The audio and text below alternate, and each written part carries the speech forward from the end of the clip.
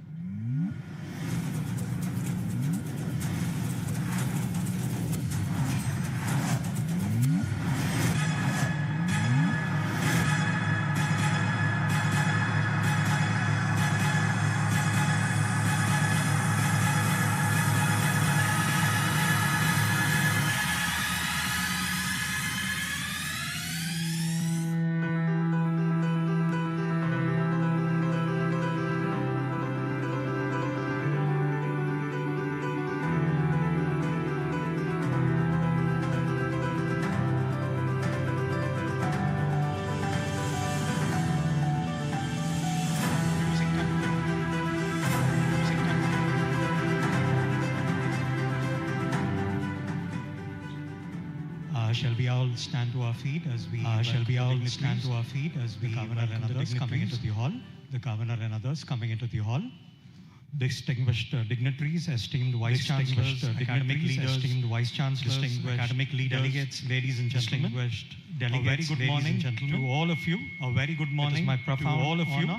And it is my profound welcome you all to the Central Zone privilege to Vice-Chancellor's Conference hosted by Usmania Vice-Chancellor's Conference hosted by Usmania University, the Association of collaboration with the Association of Indian Universities. Today's gathering represents intellectual leadership, institution shaping institutions, institutions shaping the future of higher education in India. Higher education in India.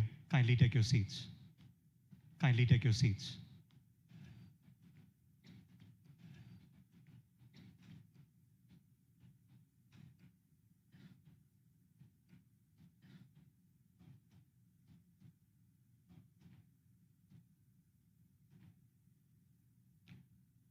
A short introduction to the members on the dais.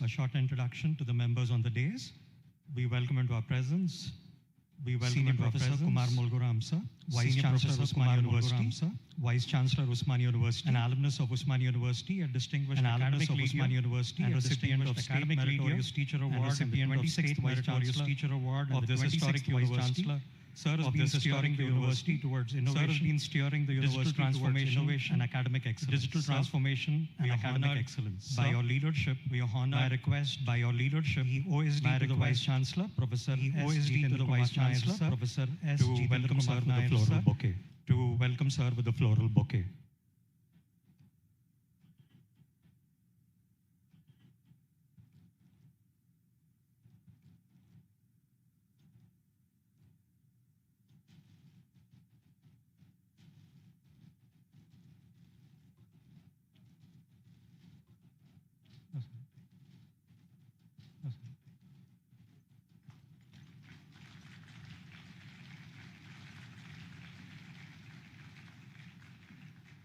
Also invite the Secretary General of the Association of Indian Universities. Secretary General of the Association of Indian Universities, Dr. Mrs. Pankaj Mittal.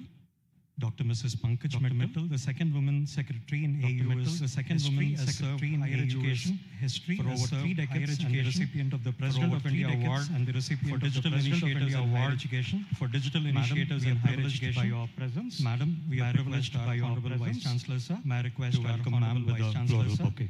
To welcome Ma'am with a floral bouquet.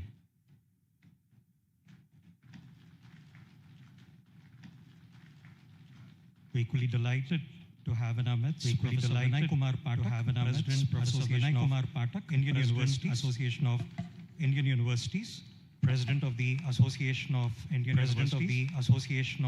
Universities, a distinguished academic administrator, a distinguished academic of multiple universities, former vice-chancellor of multiple universities, and Indian values with futuristic innovation. Indian values with futuristic innovation. Sir's leadership at governance and academic quality, governance and academic quality. We welcome you, sir. We warmly welcome you, sir. We are greatly honored to have in our midst the chairman of the Telangana Council of Higher Education, Telangana Council of Higher Education, Professor V. Balkrishna Reddy, academic, eminent legal scholar, distinguished academic, former Vice-chancellor and Registrar of Nalsar, former Vice-chancellor and Registrar of Nalsar University of Law, teacher, and a recipient of meritorious teacher, has represented India at global forums, has represented India at global forums, significantly including the United Nations and the higher education reforms and policy development. To higher education reforms and policy development. We are deeply honored by your presence, sir. Sir is already welcomed His Excellency. Sir is already welcomed His Excellency. Honorable Governor of Telangana, Honorable Governor of Telangana, a respected statesman, former Deputy Chief Minister of Tripura, former Deputy Chief Minister known for his commitment to governance, and known for his commitment to governance, and Excellency brings decades of public service. Your Excellency brings decades of public service and vision. Your Excellency, we are deeply honored with your presence. Your Excellency, we are deeply honored with your presence. May I request all the members in the auditorium, to kindly stand to your feet as we play the national song, the national anthem, we play the national song, the national anthem, and the Telangana Geetam. Kindly maintain the decorum when the songs are being played. Kindly maintain the decorum when the songs are being played.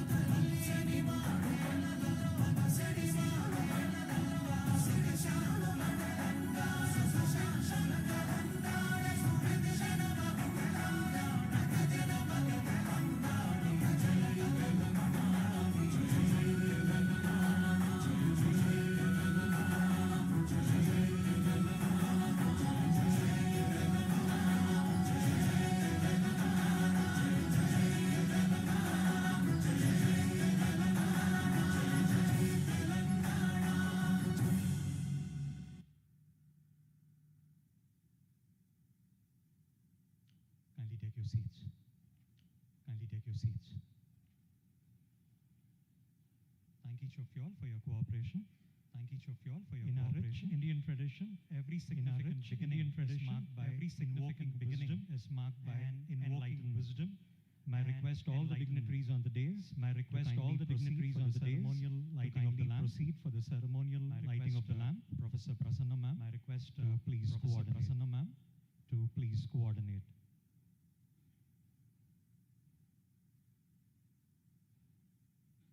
Lighting of the lamp is invoking the blessings of lighting of the lamp is invoking the blessings of the goddess of knowledge. May this light symbolize knowledge, symbolize knowledge.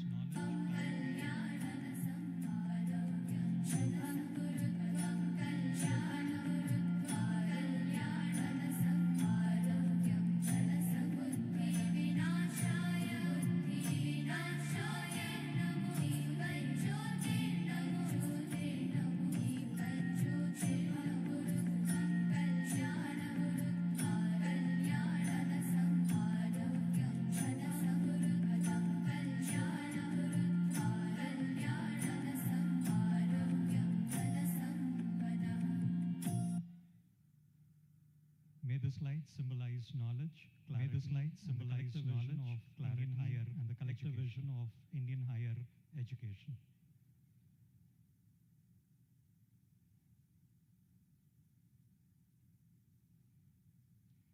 May I now request Senior Professor Kumar Molguram sir, Senior Vice-chancellor Kumar Molguram to deliver the welcome address. To deliver the welcome address.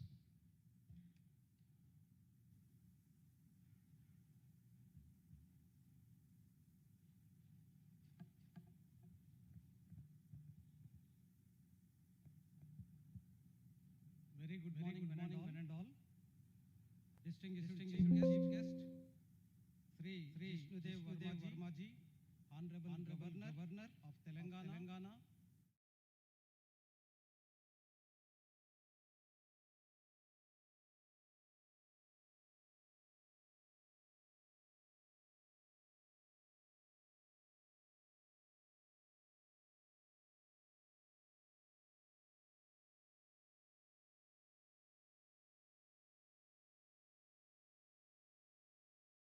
Heads of the departments, directors, faculty colleagues, invited guests from affiliated colleges and industries, members of the media, ladies and gentlemen. A very warm and cordial welcome to all of you. It is my privilege and honor to welcome you to Usmania University with a legacy of 108 years, an institution that stands today at the remarkable confluence of glorious past and future ready vision. We are humble and delighted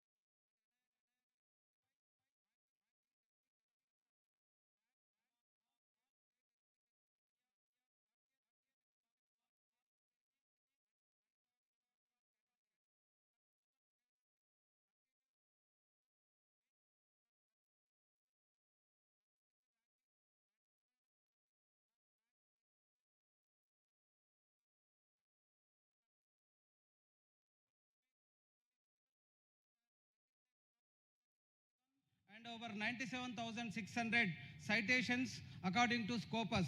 This research vitality is supported by 12 faculties and more than 30 research centers spanning arts, social sciences, commerce, business management, education, engineering, law, pharmacy, physical education, science, technology, and Oriental languages. Our interdisciplinary ecosystem includes 8 campus colleges and a network of Constance colleges offering over 180 programs to more than 25,000 students. In addition, Usmania University also has a network of 740 affiliated colleges wherein about 3.5 lakhs students pursue their education. I take immense pride in sharing that Usmania University embodies inclusivity in its truest sense. Our student community includes over 400 international students from 51 countries, and significantly 64% of our current students are girls, a testament to our commitment to empowering all sections of the society, including first generation learners and tribal youth who finds not just knowledge but belonging within these hallowed precincts. The past year has been transformative under the visionary leadership of our Honorable Governor and Chancellor of Usmania University, Sri Jishnudev Verma ji, and with generous support from the Honorable Chief Minister of Telangana, including historic rupees 1,000 crore infrastructure grant. We have embarked on comprehensive modernization for future-ready education. Our research endeavors have secured over 75 crores in extramural funding, along with a prestigious DBT Builder grant of rupees 8 crores, RUSA funding of rupees 107 crores, and ANRF PAIR grant of rupees 16 crores. We have filed 73 patents with 4 already granted. In a landmark achievement for any state university in India, Usmania University has developed an indigenous semiconductor chip supported by the Ministry of Electronics and Information Technology and CDAC, Government of India, with a project outlay of rupees 15 crore. Our Usmania University Business Incubator continues to foster entrepreneurship, having successfully incubated 10 startups. Our commitment to sustainability has been recognized with the prestigious SE Award of 2025 in the Education in Circular Economy category by the International Council for Circular Economy. Distinguished colleagues, as we celebrate these achievements, we recognize that the landscape of higher education is undergoing unprecedented transformation. Artificial intelligence is no longer confined to academic publications or research laboratories. It is becoming the foundational infrastructure upon which future cities, healthcare system, and industrial ecosystem, national infrastructure will operate.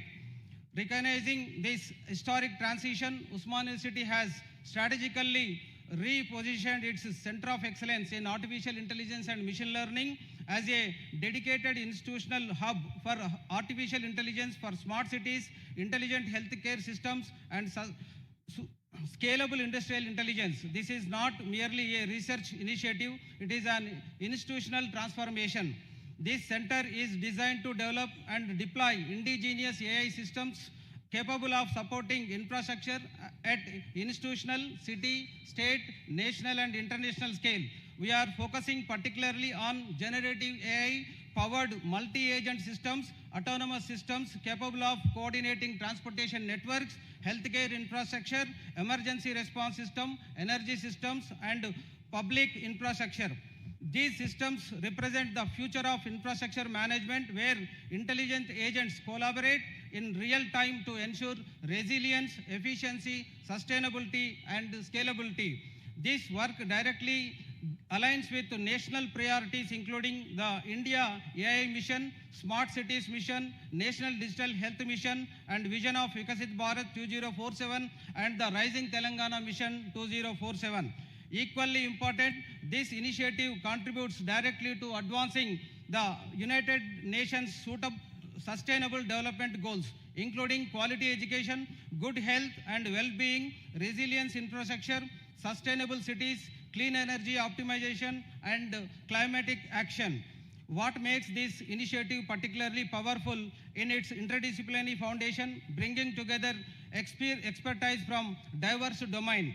This convergence enables universities like ours to move beyond the academic theory and contribute directly to solving unsolved problems of the society from local to global.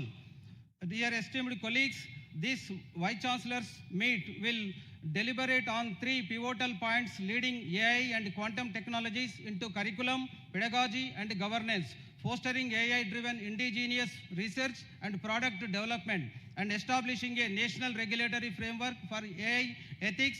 Integrating quantum technologies will equip students with the skills to tackle complex scientific and industrial challenges beyond the scope of classical computing. Over 2 days, these discussions aim to generate actionable and path-breaking recommendations for the Government of India.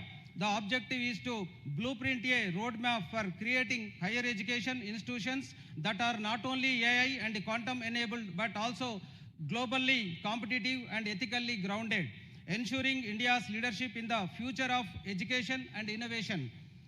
With these words, I once again extend my warmest welcome to each one of you. I thank the Association of Indian Universities for partnering with us in this endeavor. I express my gratitude to our Honorable Chancellor for his constant guidance and inspiration. I thank the entire team at Osmania University and AIU whose tireless efforts have made this gathering possible. I wish you all two days of fruitful deliberations and meaningful collaborations and an enjoyable stay at Osmania University and the historic city of Hyderabad, known for its Ganga, Jamni, Tejab and hospitality, including warmth of the hearts and shining pearls and aromatic biryanis. Thank you. Jai Hind.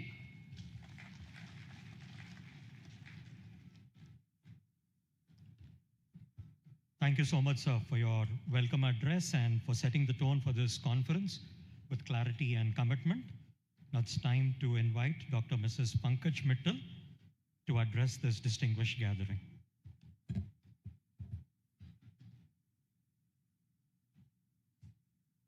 Thank you very much. A very good morning to all of you. Namaste, Namaskaram, and Pranam.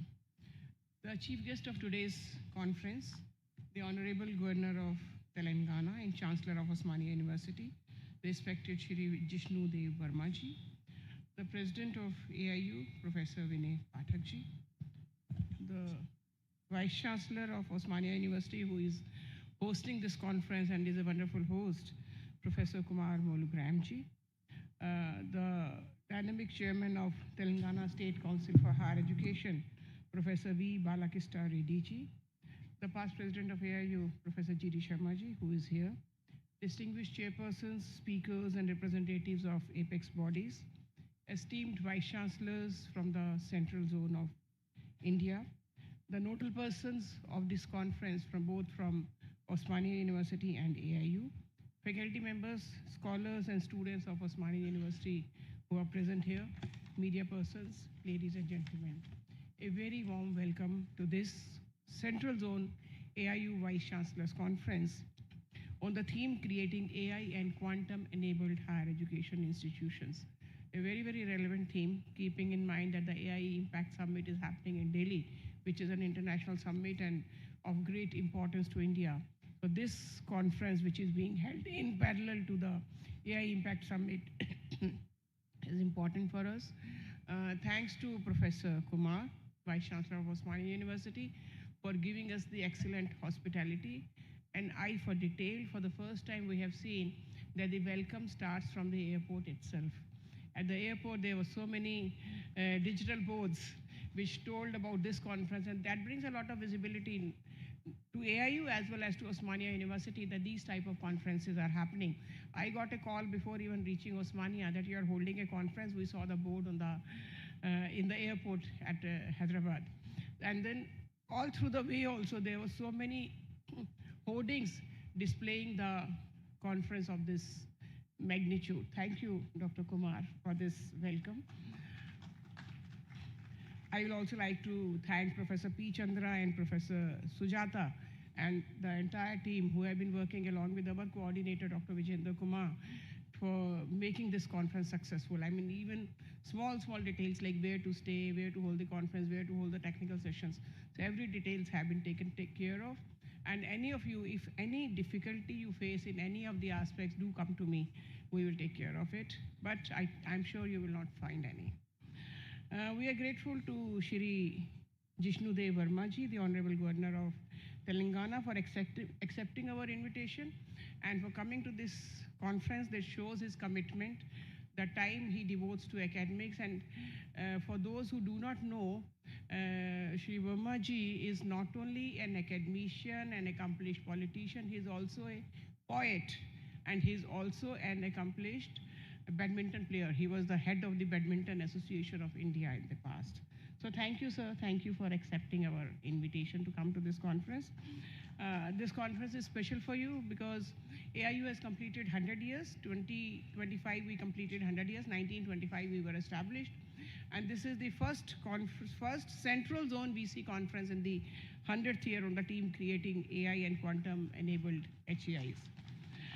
I would like to welcome all the Central Zone Vice-chancellors who are present here in large numbers. And around 100 Vice-chancellors are here who are attending this conference, and many are also attending it online. So welcome to all of you.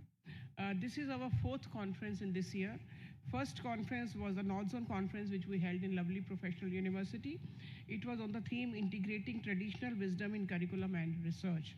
That was the first conference. Second conference we held in the East Zone, that was held in Aryabhatta Knowledge University in Patna. That was on the theme Promoting Sustainability and Social Responsibility in Higher Education Institutions. The third conference, South Zone Conference, was held in MS Ramaiah University of Applied Sciences in Bengaluru.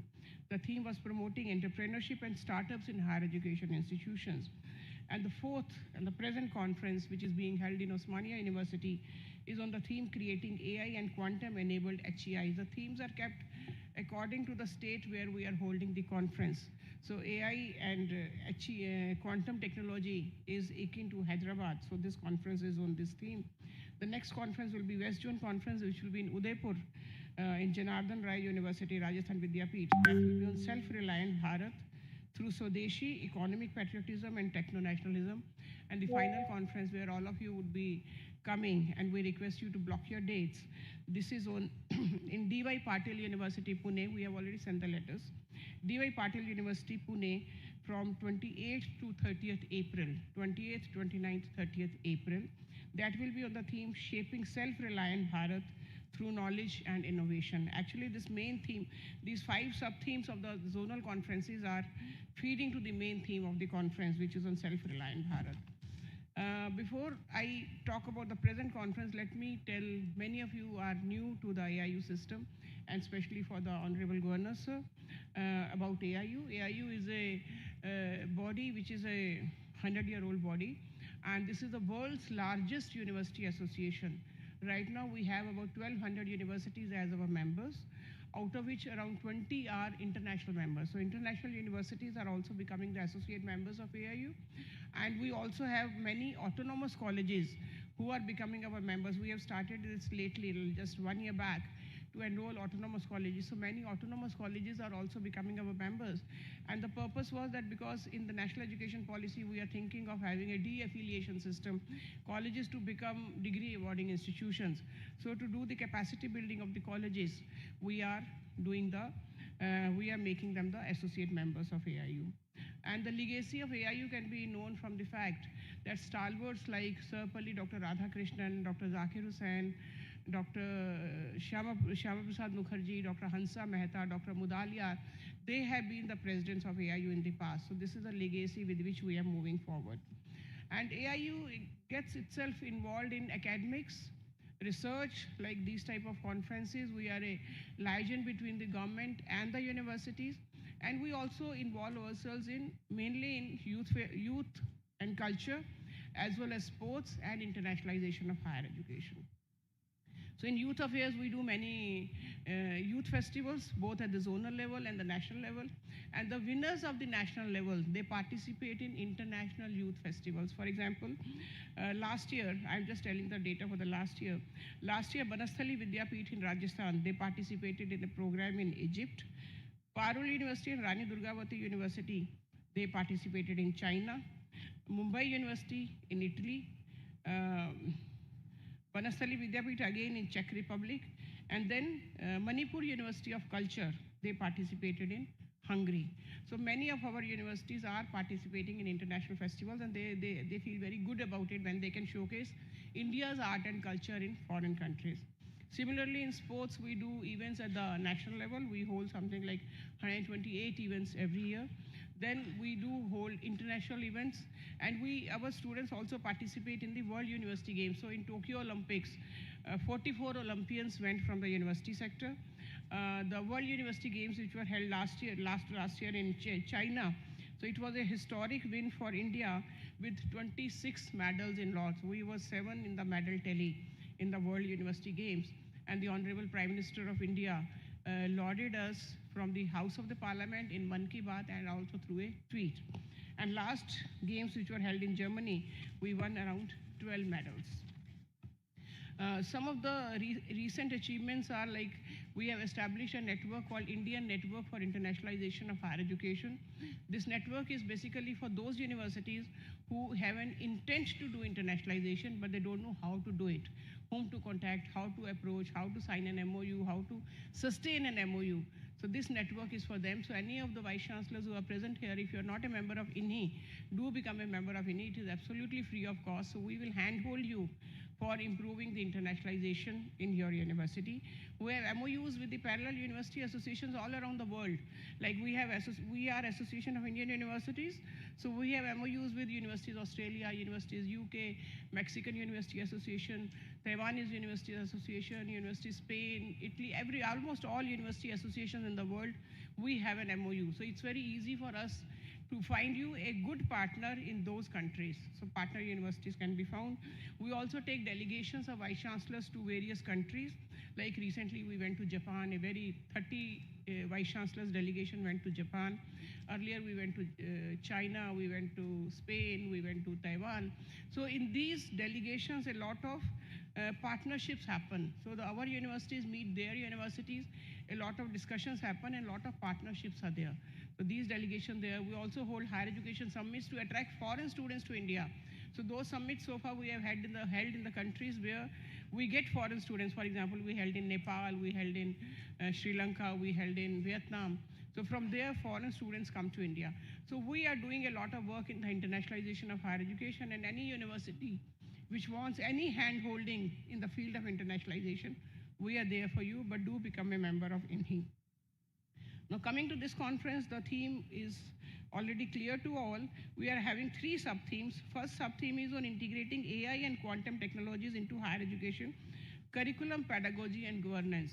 That how the universities can use AI in the governance mechanism means governing the university. Pedagogy means many a times it is said that a class of 100 cannot be taught at the same level by the teacher, but through AI we can do the personalized learning. So how to do personalized learning through AI, how to do the assessment through learning. In the evening, there'll be a very, very special lecture by Dr. Subramaniam, who was the Secretary Higher Education in Government of India. He'll be talking of use of AI in assessments, how to use AI in assessment, very important session. So please listen to that. There'll be a technical session too, which will be on AI-driven indigenous research and product development. That how to do research, the way we used to do research and the way we do research today is totally different. So how to use AI to do better research, not unethical research, but ethical better research, how to do through AI. And the third session will be on global regulatory frameworks for AI and ethics in AI. Because with AI, many like deepfakes and many such issues have come up which need a regulatory mechanism. So what are the global regulatory mechanism? What type of regulatory mechanism should be in India? That will be discussed in this session. And I hope that the positive deliberations in this conference will lead to such recommendations, which when we send to the government, will form basis for policy documentation on AI. So I wish all the success to this conference, and I'm sure the type of speakers we have, the type of chairs we have, it is going to be a very, very successful conference. Thank you very much. Welcome once again. Jai Hind, Jai Bharat. Thank you.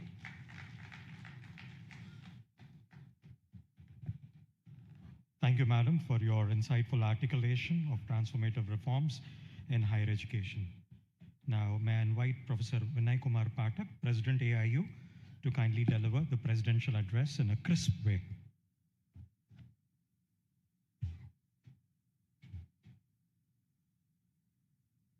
Yes, of course. Honorable Chief Guest of the Day and the Honorable Chancellor and the Governor of the state, Jishnudev Vermaji, Honorable Vice-chancellor of this great university, which is the 7th university in the country and has a great legacy, my colleague Pankaj Mittalji, the Higher Education Council Chairman, friends, colleagues, ladies and gentlemen. It's the time of the conference today is of a great day because our Honorable Prime Minister has also declared this, is also having the AI Summit. And today, to the whole world, just some time before, he has unveiled the vision of AI to the whole world, which is known as MANAV, M-A-N-A-V. M stands for moral and ethical system, A stands for accountable governance, N for national sovereignty, A for accessible and inclusion, V for valid and legitimate technologies. I think, friends, this is a time when we are there and we are witnessing this great time of technology. I always want to remind you that this era of 4th and 5th industrial revolution is totally different, which we are witnessing in the whole world.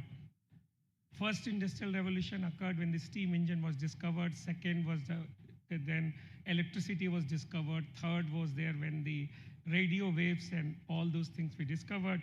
Fourth was kind of an internet things. And fifth and fourth, where man and machines are going to be one. I think this is one time after 2000, if you remember, when we have got that Y2K problem and in the whole world, our computer scientists went and we ruled the computer science and the technocrats of this country ruled the whole world. And now they are a flagship of each and every tech companies in San Francisco or wherever you occur. You will find an Indian graduate or Indian engineer heading those countries. I think this is one time when the technology is an equalizer and the technology has enabled all of us, because what mobile system and what technology I have, the smallest person on this auditorium who is doing a cleaning work or who is assisting has got then access to the same technology. And at this juncture, our Honorable Prime Minister, who is a visionary person and who has launched the digital lot of missions for us, quantum mission, semiconductor missions, and all other missions, it's a time when the AIU also thought of doing this conference, how AI and quantum computing can go to HEIs. Because I want to say to our Honorable Chief Guest also, because he belongs to a state where we all knows that there is a difference between have and have-nots. There is also a difference between the kind of thing about the digital literacy. And now this machine which AI has come, because it is changing the whole world, it will change all the brick and mortar universities also. Because if you read the podcast which has come, Vinod Khosla's podcast, or the our economic advisor to the Prime Minister has come, they said the skill will rule and the universities will be dead, because all this information has come to these language learning models, and those language learning models will give the quality education to each and every person on a very low cost.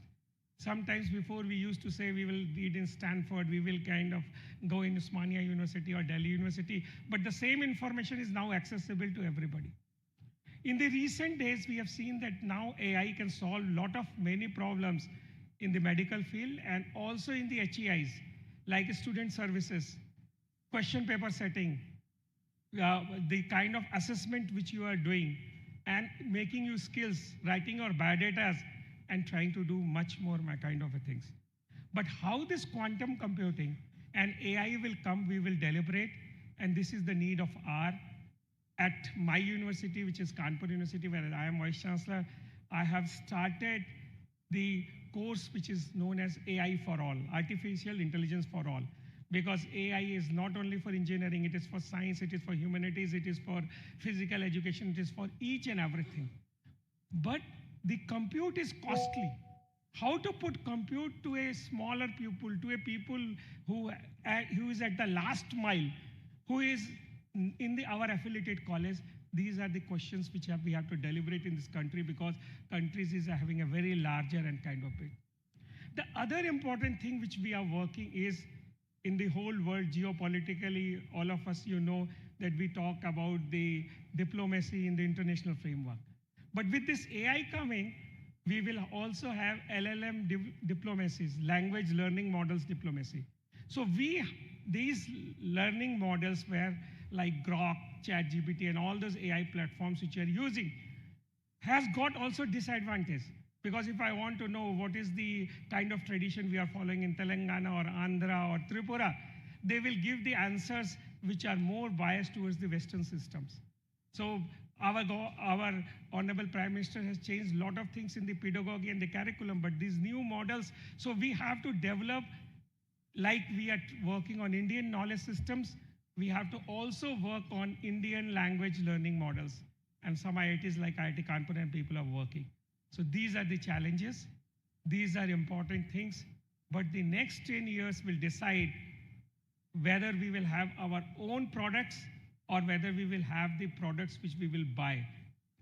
Friends, an important caution for all of us, that still we are having 3% production of the whole world, while our other friend countries or any country like China has got 40%. So it's very, very important that we should have techno-nationalism. We should develop our own technologies. We should develop our own products. And that is how our Honorable Prime Minister, all this Chief Minister, or Honorable Chief Guest is also thinking how to develop products. And this last point which I want to say, that now innovations and research are no more of IITs and IIM.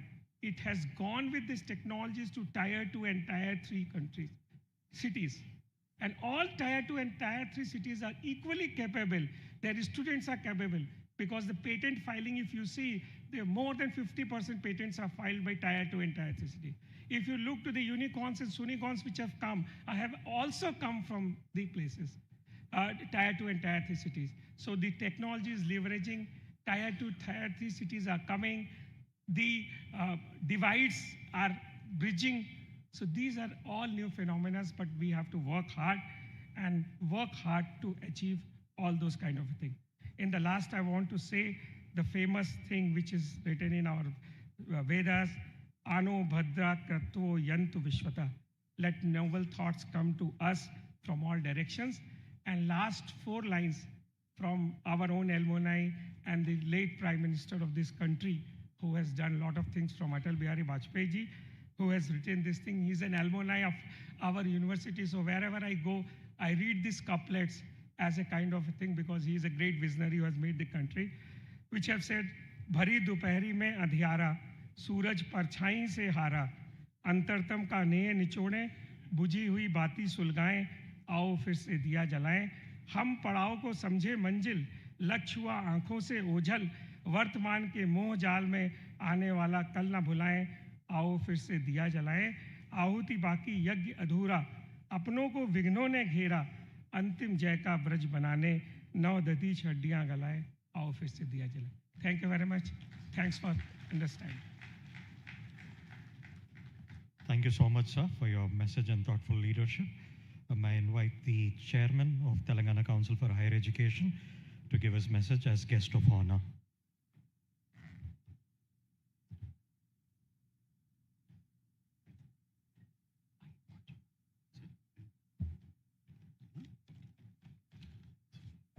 Good morning and welcome to one and all.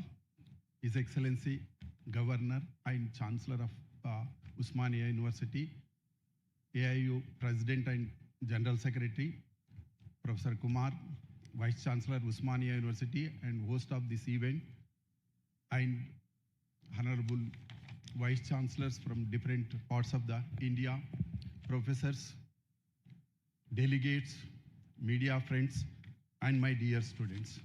Let me first congratulate and also thank you. I want to congratulate the organizers for choosing a theme of AI and quantum technologies. It is not only for time, but it is going to decide the destiny of the future. That's why I want to congratulate them. I want to thank because I am here to say my sum of thoughts with you all. So generally, friends, you all know that the technology, AI and quantum technology is part of the technologies in general.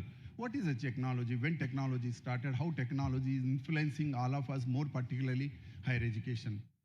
Technology is the application of scientific knowledge for practical purpose, industrial. When technology started, technology was there, is going to be there. When I say technology was there, go to any civilizations, technology was used by humanity for comforts and betterment. But how the transformation is happening? So particularly because of inventions, discoveries, technology was very fast changing, including the Renaissance, Reformation movement, printing press, sea route, sea trade. This kind of innovations helped more comforts for humanity, and without taking much time, last 400-500 years of history, if you look at the kind of transformation which is happening in the technology, is 17th century, we as a humanity witnessed scientific revolution, 18th century political revolution, 19th century industrial revolution. Definitely, President was mentioning about that industrial revolution. We saw first, second, third, fourth, 4.0. Now we are fifth. That is where the AI and quantum technologies are going to be part of that. These are technologies, and more particularly, last 25 years or first quarter of the century, if you look at technologies, what we call net technologies. What do you mean by that? That means the new and emerging technologies. I call them as A to Z technologies. What do you mean by that? That means A means any alphabet you take, technology which is influencing all of us, including higher education, is no exception to that. A means automation, to artificial intelligence, to big data, to Bitcoin technology, to cryptocurrency, to drone, I can go on. All these technologies are influencing, more particularly higher education is no exception. But only worrying factor to all of us, yes, technologies are giving a excellent comforts to the humanity. But friends, I want to share with you all that technologies are also posing challenges to the humanity. We mostly talk about, because here leaders of the higher education are there, that's why I'm raising certain points. Yes, definitely technologies are giving comfort to the humanity, but technologies are also challenging the existing governance, particularly whether most of these technologies, including you are going to discuss next 2 days, artificial intelligence and quantum technologies. Most of these technologies are cross-border in nature. That is where the challenge comes. Today, the existing order, whether it is a legal order, social order, political order, is challenged by the technologies. We, as a sovereign countries, do we really have a sovereignty? Do countries have a jurisdiction? Because most of the technologies I'm referring again, part of multi-jurisdictional thing. For example, cybercrime, sitting here doing something which is impacting, very many jurisdictions. How to regulate, how to control, what kind of recourse? These are the challenges which technologies are posing. That's why I urge all the leaders of education that we have to think other side of the technology. As a law person, I always say, sir, law follows technology.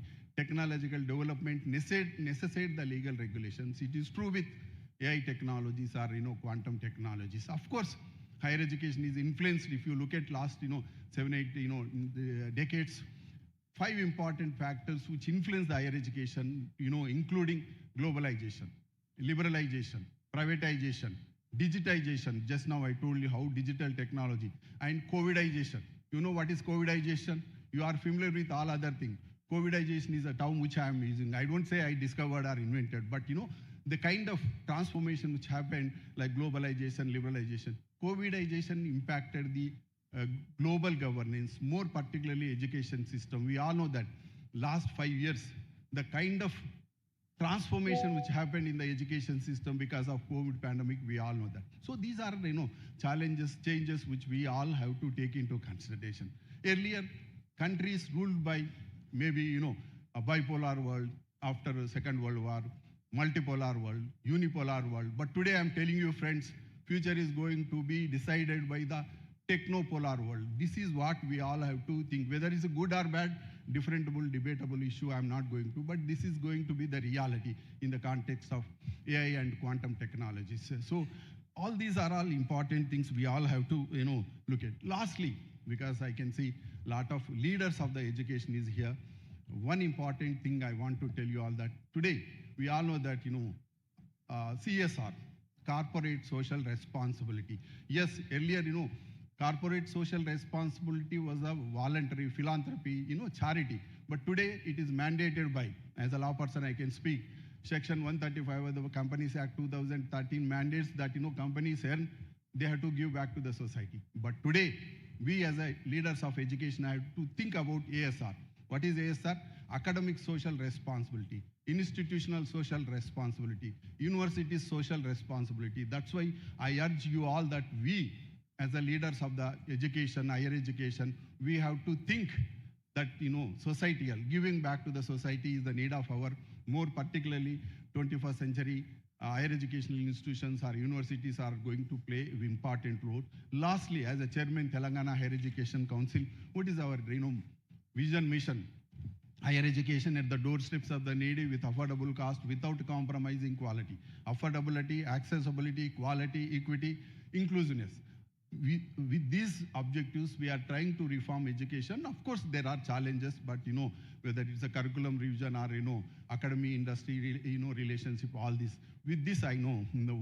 Once again, I thank the organizers for giving me this opportunity. Thank you, one and all. Thank you so much, sir, for your scholarly insights and policy-oriented perspective. We now move to the release of the special issue of University News, the flagship publication of the Association of Indian Universities dedicated to this conference. May I request the dignitaries on the dais to kindly release the special issue.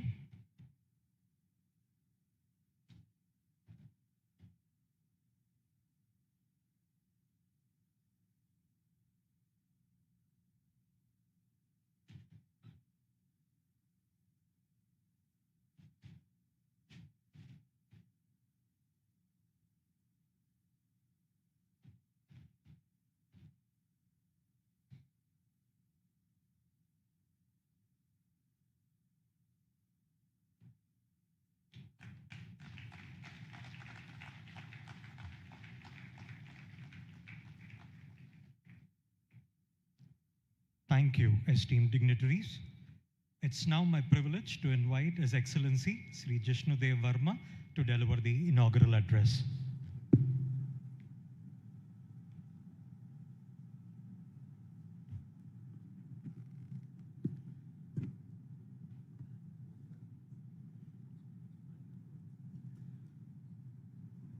Namaskar. On the dais, the Chairman of the Council of Higher Education, Telangana, Professor Vinay Kumar Pathak, President AIU, Professor Kumar Mulugaram, BC of Osmania University, Hyderabad, Professor B. Balakrishna Reddy, Chairman, Higher Education Council, Dr. Mrs. Pankaj Mittal, Secretary General AIU, Vice-chancellors, academicians, delegates, ladies and gentlemen, I extend my heartfelt congratulations to the Association of Indian Universities for organizing this important Central Zone Vice-Chancellors Meet 2025-26. It is heartening that at the same time, the India AI Impact Summit 2026 is being held in New Delhi, highlighting India's emerging leadership in responsible and inclusive AI governance. And I was hearing Mr. Pathak speak, and he made some very, very interesting points that this world is, in future, is going to become not unipolar, bipolar, or multipolar, it is going to become technopolar. And I heard him saying also, which is very, very encouraging for us, that a lot of patents are being filed by Tier 2 and Tier 3 states, And as he says, AI for all. And I remember when I was young, and I see this quite often, we were grappling with the food security that time, and Lal Bahadur Ji was the Prime Minister. And he coined a lovely slogan, Jai Jawan, Jai Kisan. We had just had the war with Pakistan, 1965, and we were grappling with the food security. So Jai Jawan, Jai Kisan was a clarion call to the nation.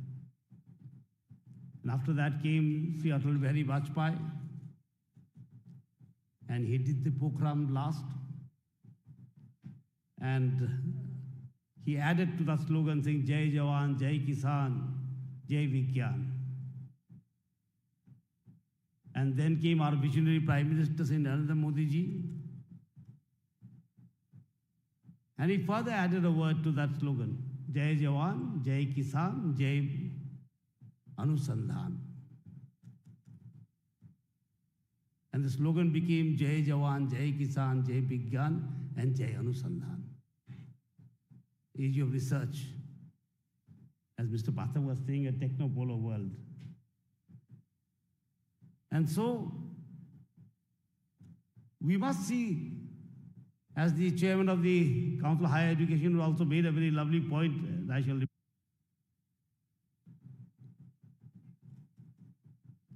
That technology must be compassionate. And he was talking about, education, social responsibility, like the CSR, which is a very, very important point that he has made.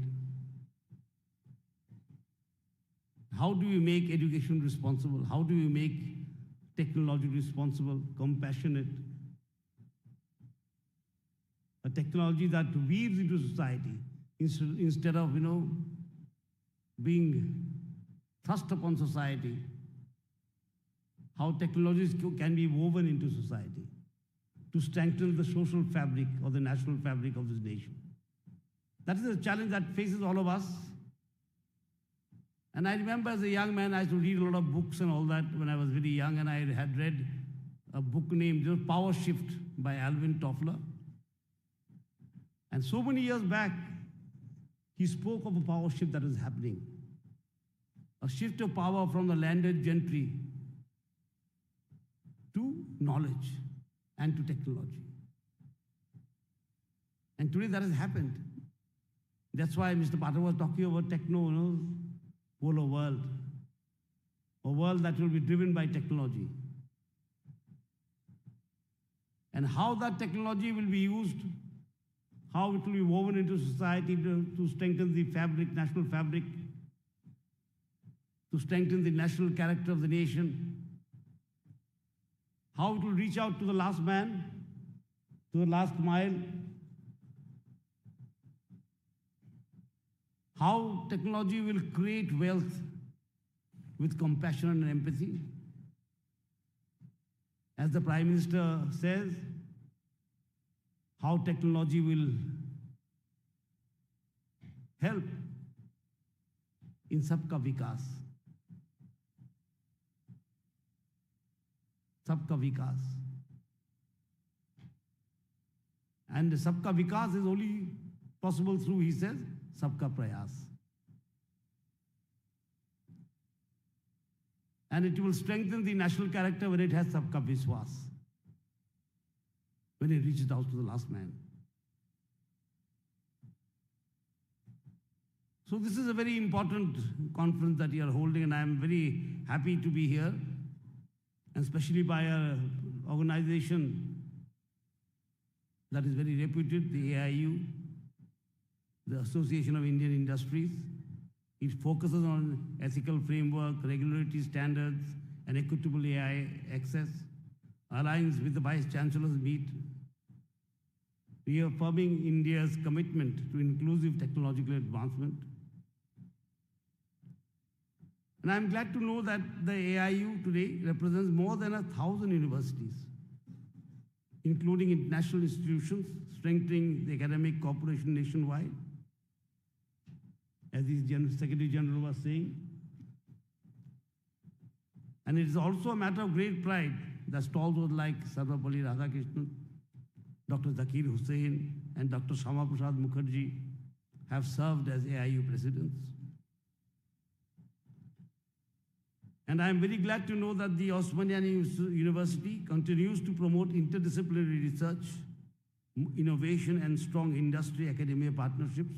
I do meet the Vice-chancellor once in a while, and we do discuss the changes taking place in the university. And I'm happy to know that a considerable sum has been sanctioned from the government to create infrastructure in this university, in this glorious university, in fact. And I strongly believe that artificial intelligence and quantum technologies can revolutionize research, governance, and learning methodologies across universities. However, technological advancement must remain human-centric. No matter how technocentric it has to be, but that human-centric part has to be there. And that's why the Prime Minister has called it Manav, a technology that will serve humanity. So it should be guided by ethics, inclusivity, and compassion. And I'm glad to know that nearly 100 vice-chancellors are participating physically and virtually from Central Zone states. Such integration can personalize education, enhance research productivity, and promote transparent, data-driven decision-making with institutions. The second sub-theme, AI-driven indigenous research and product development aligned with national priorities. By strengthening indigenous innovation and promoting research-driven product development, our universities can meaningfully advance with the vision of Atmanirbhar Bharat. The vision of our Prime Minister calls upon higher educational institutions to become engines of innovation. That's why he added the word research, Jai Jawan, Jai Kisan, Jai Vigyan, Jai Anusandhan. Because he strongly believes that it is technology that can make this great country self-reliant and face the global competitiveness. The third sub-theme rightly highlights the need for a global regulatory framework ensuring ethical and accountable artificial intelligence. I strongly believe that regulation must balance innovation with responsibility, safeguarding privacy, equity, and public trust. As the chairman was saying, there has to be a educational responsibility, educational social responsibility, as he said, ESR, like the CSR. Initiatives such as Digital India, National Quantum Mission, and India AI Mission are strengthening this ecosystem. I am confident that Telangana, with its progressive policies and vibrant academic environment, will play a leading role in this transformation. As Dr. APJ Abdul Kalam once said, excellence is a continuous process and not an accident, inspiring us towards sustained innovation. May this meet inspire collaborative strategies, actionable recommendations, and the visionary leadership of AI and quantum-enabled institutions. I am confident that the deliberations here will contribute meaningfully to national policy and institutional reforms. I once again extend my heartfelt congratulations to the organizers and wish this meet a grand success. Thank you. Jai Hind, Jai Bharat.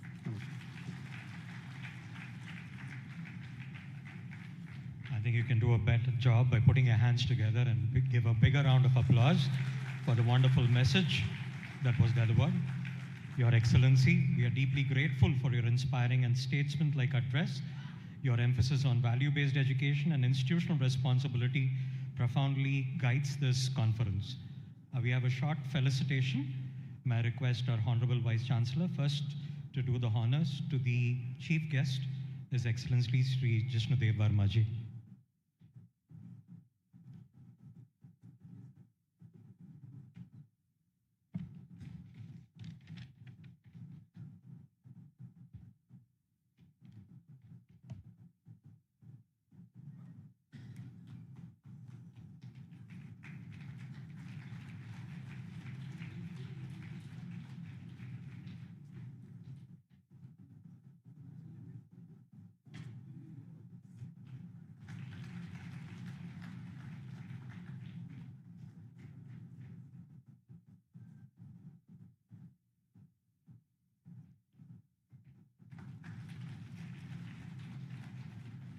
Thank you, sir, for your time and wonderful message that you have shared with us. Sir, kindly do the honors to Professor Balkrishna Reddy, sir. Vice-Chancellor, sir. The Chairman, TGCHE.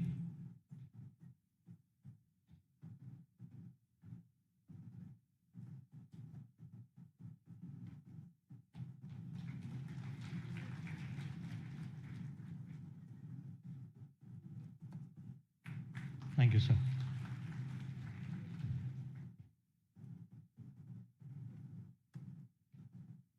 Sir, kindly do the honors as well to Professor Vinay Kumar Pathak, President AIU.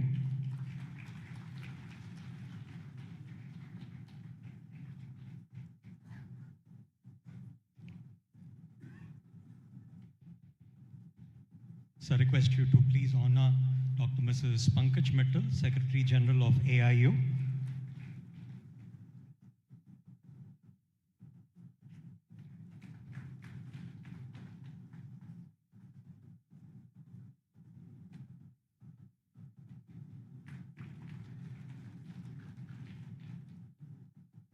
May I request Dr. Mrs. Pankaj Mittal and Professor Vinay Kumar Pathak, sir, to felicitate our Governor. Pathak, sir.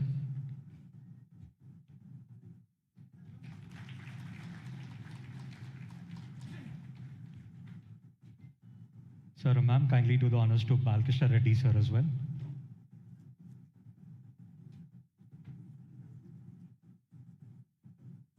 Ma'am.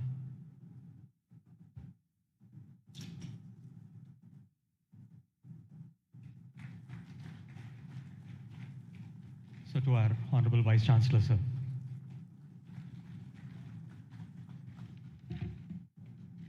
Now may I request our Registrar, Professor Gaddam Naresh Reddy, sir, to deliver the formal vote of thanks. Good afternoon, everyone. I take this opportunity to propose formal vote of thanks. I am honored to be part of this program. We thank Sri Jishnudev Varma Garu, Chancellor of Usmania University and Honorable Governor of Telangana for inaugurating this Central Zone Vice Chancellors Meet 25-26 in this morning. Thank you, sir, for your presence and inaugurating this particular program. We thank Professor Vinay Kumar Pathak, President AIU and VC, CSJM University, Kanpur, for his remarkable inputs and for granting permission to host this meet in Usmania University. Thank you, sir, for your presence and permitting us to host this program. We thank Dr. Mrs. Pankaj Mittal, Secretary General AIU, for her thought-provoking insights and guiding us in organizing this program successfully. We thank Professor V. Balakrishna Reddy Garu, Chairman, Telangana Council of Higher Education, for his kind support and for organizing series of meetings for the improvement of skill education in the state of Telangana. Thank you, sir, for your presence here. We thank our visionary leader, Honorable Vice-Chancellor, Professor M. Kumar, for organizing this program at a grand level. After taking charge as Vice-Chancellor, under his leadership, series of programs are successfully conducted. He was an instrumental in granting 1,000 crores by the Honorable Chief Minister of Telangana to this university. Thank you, sir, for being as Vice Chancellor of this wonderful university. I thank my friend and our OSD to Vice Chancellor for his continuous support in organizing this program. We thank our nodal officers of this program, Professor E. Sujata Madam, Professor P. Chandrasekhar sir, and Dr. Vijendra Kumar for the meticulous planning and execution. We thank all our Honorable Vice Chancellors who are from the 6 states, MP, Odisha, Chhattisgarh, Maharashtra, UP, and Telangana who are present here. So thank you one and all for being part of this program. We thank all our deans, heads, BOA chairpersons, principals, vice principals, directors, joint directors, dean, UGC, CDC, faculty members, non-teaching staff, JRs, FO, DRs, AR, and other members. We thank the in charge of different committees, Senior Professor N. Kishan, Transportation, Professor B. Rajendra Naik, Accommodation, Professor C. Srinivasulu, Liasoning, Senior Professor V. Sri Nagesh, Hospitality, Professor A. Patrick, and Sri P. Raghupati, Media Coordination, Professor M. Lingappa, Volunteer Committee. I thank all the members of these committees. We thank sponsors, faculty members from the affiliated colleges, students, friends, and we thank press and media for continuous support and covering this event in a big manner. I thank one and all. Thank you. Thank you so much, sir. Before we go for the national anthem, there is an earnest appeal. No one will block, not just a minute there, no one will block the middle alley. It's only the delegate vice chancellors who will leave the auditorium along with the governor for a group photograph. Kindly note, it is only the delegate vice chancellors who will be leaving. Others all will remain seated in the hall and enjoy the refreshments that will be served to you. So please do not rush and distract or disturb the middle alley. Now I request all of you all to stand to your feet for the national anthem.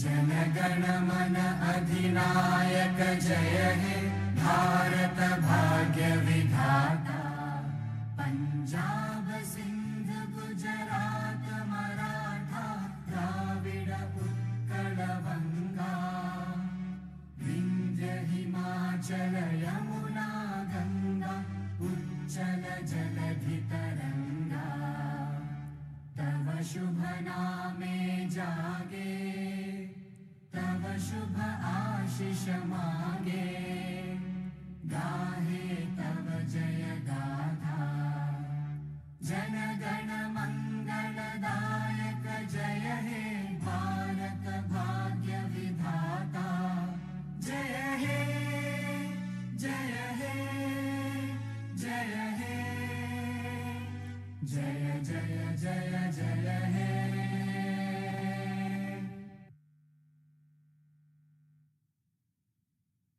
Heed These and standards ensure that and equitable AI Excellency Governor would first leave, followed by the delegate vice inclusivity chancellors. Others and compassion. take your seats in the auditorium. And I'm glad to know that nearly 100 vice chancellors are participating Request physically you all and to follow the virtually from central instructions zone carefully states. and do not embarrass Such any of our integration can delegates or personalize education, enhance research productivity, and promote transparent, data-driven decision-making with institutions. The second sub-theme, request the AI-driven delegate vice indigenous chancellor research to and kindly product for a development group aligned with photograph national outside. priorities. And once By the group photograph strengthening is done, indigenous have innovation your refreshments and and promoting join back and research-driven Institute of product Public development, Enterprise. our universities can Only the meaningfully delegate advance vice with the vision of chancellors at the Atmanirbhar IB. Bharat. Others kindly remain seated. The vision of our Prime Kindly Minister enjoy the refreshments calls and upon thank you higher so much educational for being a wonderful audience institutions to become and being a engines part of this historic innovation. event. That's why he added the Centenary word of the AIU and really happy that research. Osmania University is Jai hosting Jawan, this Jai event. Kisan, Jai Vigyan, Jai Anusandhan. Because he strongly believes that it is technology that can make this great country The delegate self-reliant vice-chancellors who are leaving kindly note that the high tea and is face arranged the at global IP competitiveness. after the group photograph. The third sub-theme rightly highlights the need for a global regulatory framework ensuring ethical and accountable To all the teachers artificial and the intelligence. members who are there in the auditorium. I strongly believe that regulation must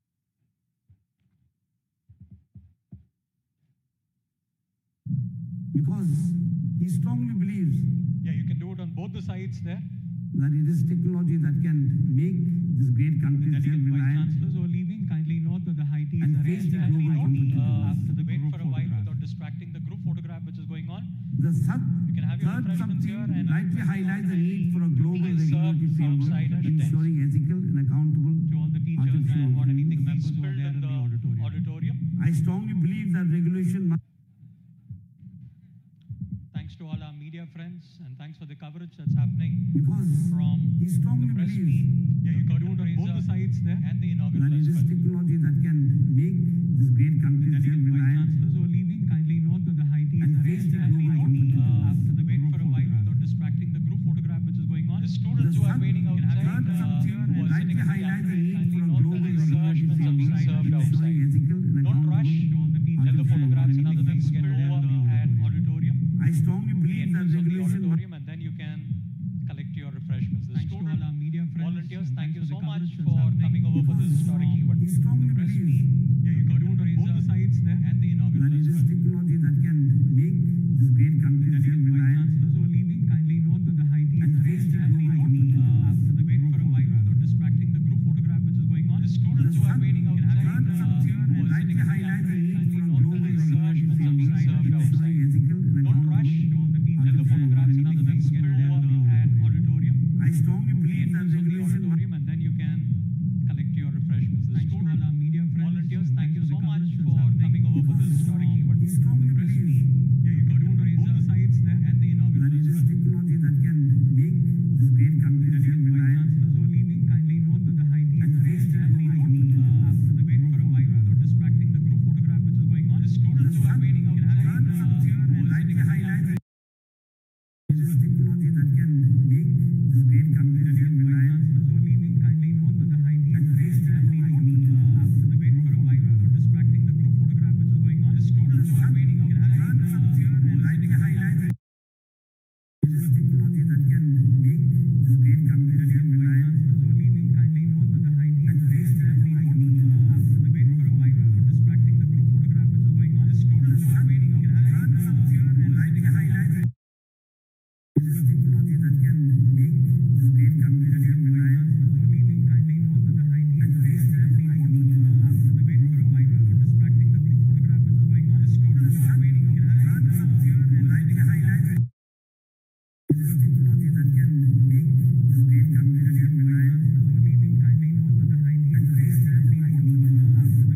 Without distracting the group photograph which is going on. The students who are waiting outside third sub-theme rightly highlights it is technology that can make this great country The delegate self-reliant vice-chancellors who are leaving kindly note that the high tea and is face arranged the at global IP competitiveness. after the group photograph.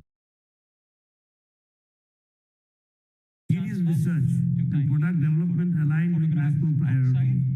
and once By the group photograph strengthening is done, indigenous have your innovation refreshments and and promoting join back at research-driven Institute of product Technical development, Enterprise. our universities can Only the meaningfully delegate advance with the vision of vice-chancellors and the Atmanirbhar IP. Bharat. Others kindly remain seated. The vision of our Prime Kindly Minister enjoy the refreshments calls and upon thank you higher so much educational for being a wonderful institutions audience to become and being a engines part of this historic innovation. event. That's why he added the Centenary word of the AIU, and really happy that research. Osmania University is Jai hosting Jawan, this Jai event. Kisan, Jai Vigyan, Jai Anusandhan. Because he strongly believes that it is technology that can make this great The country delegate self-reliant vice-chancellors who are leaving kindly note that the high tea is and face arranged the at global IP competitiveness. after the group photograph.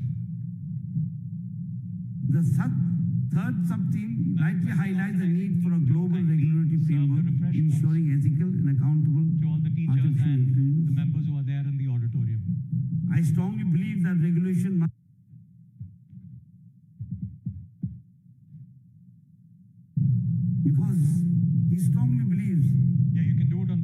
sites there. that it is technology that can make this great country self-reliant Vice-chancellors who are leaving, kindly note that the high tea and is face the kindly global note, competitiveness. after the wait for a while without distracting the group photograph which is going on. The You can have your third refreshments here subtheme and rightly highlights the need for a global Please serve regulatory framework outside at ensuring ethical and accountable to all the teachers artificial and want anything intelligence. members who are there in the auditorium. I strongly believe that regulation must Thanks to all our media friends and thanks for the coverage that's happening because from he strongly the press believes meet. Yeah, you got to on both the sides there and the inaugural that it as is well. technology that can make this great country self-reliant Vice-chancellors who are leaving, kindly note that the high tea and is face the kindly global note, competitiveness. after the wait for a while without distracting the group photograph which is going on. The students who are waiting outside third here subtheme who are rightly sitting in the highlights the gallery, need kindly for a note global that the regulatory refreshments are being framework served outside. ensuring ethical and Don't rush accountable to all the teachers and the photographs and other things get over at auditorium. I strongly The believe that entrance of the regulation must auditorium and then you can collect your refreshments. The Thanks to all our media friends. volunteers, thank you so much Coverage for that's coming over for this historic event. he strongly believes Yeah, you got to on both the sides there and the inaugural that it as is well. technology that can make this great country self-reliant Vice-chancellors who are leaving, kindly note that the high tea and is face the kindly global note, competitiveness. after the wait for a while without distracting the group photograph which is going on. The students who are waiting outside third here subtheme who are rightly sitting in the highlights the gallery, need kindly for a note that global the regulatory refreshments are being framework served outside. ensuring ethical and Don't rush accountable to all the teachers and the artificial photographs and other things intelligence. get over at auditorium. I strongly The believe that entrance of the regulation must auditorium and then you can collect your refreshments. The Thanks to all our media friends. volunteers, thank you so much Coverage for that's coming over for this historic event. he strongly believes Yeah, you got to on both the sides there and the inaugural that it as is well. technology that can make this great country self-reliant Vice-chancellors who are leaving, kindly note that the high tea and is face the kindly global note, competitiveness. after the wait for a while without distracting the group photograph which is going on. The students who are waiting outside here third who are subtheme sitting rightly in the highlights gallery. it is technology that can make this great country self-reliant Vice-chancellors who are leaving, kindly note that the high tea and is face the kindly global note, competitiveness. after the wait for a while without distracting the group photograph which is going on. The students who are waiting outside third who are subtheme sitting rightly in the highlights gallery. it is technology that can make this great country self-reliant Vice-chancellors who are leaving, kindly note that the high tea and is face the kindly global note, competitiveness. after the wait for a while without distracting the group photograph which is going on. The students who are waiting outside Third who are subtheme rightly highlights it is technology that can make this great country self-reliant Vice-chancellors who are leaving, kindly note that the high tea and is face the kindly global note, competitiveness. after the wait for a while without distracting the group photograph which is going on. The students who are waiting outside Third subtheme rightly highlights it is technology that can make this great country self-reliant Vice-chancellors who are leaving, kindly note that the high tea and is face the kindly global note, competitiveness. after the wait for a while without distracting the group photograph which is going on. The students who are waiting outside Third subtheme rightly highlights it is technology that can make this great country self-reliant Vice-chancellors who are leaving, kindly note that the high tea and is face the kindly global note, competitiveness. after the wait for a while.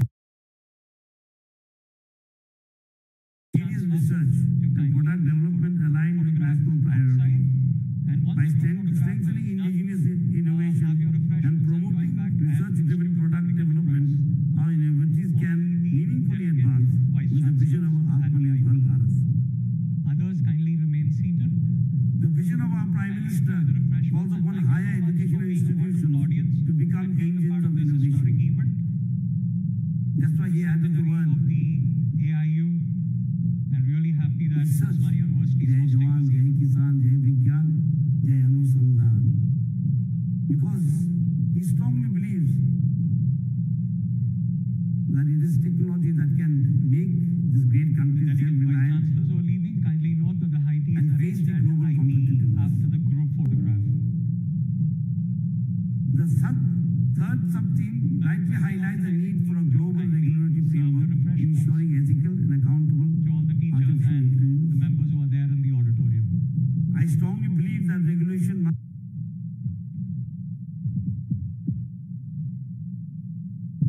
because he strongly believes Yeah, you can do it on both the sides there.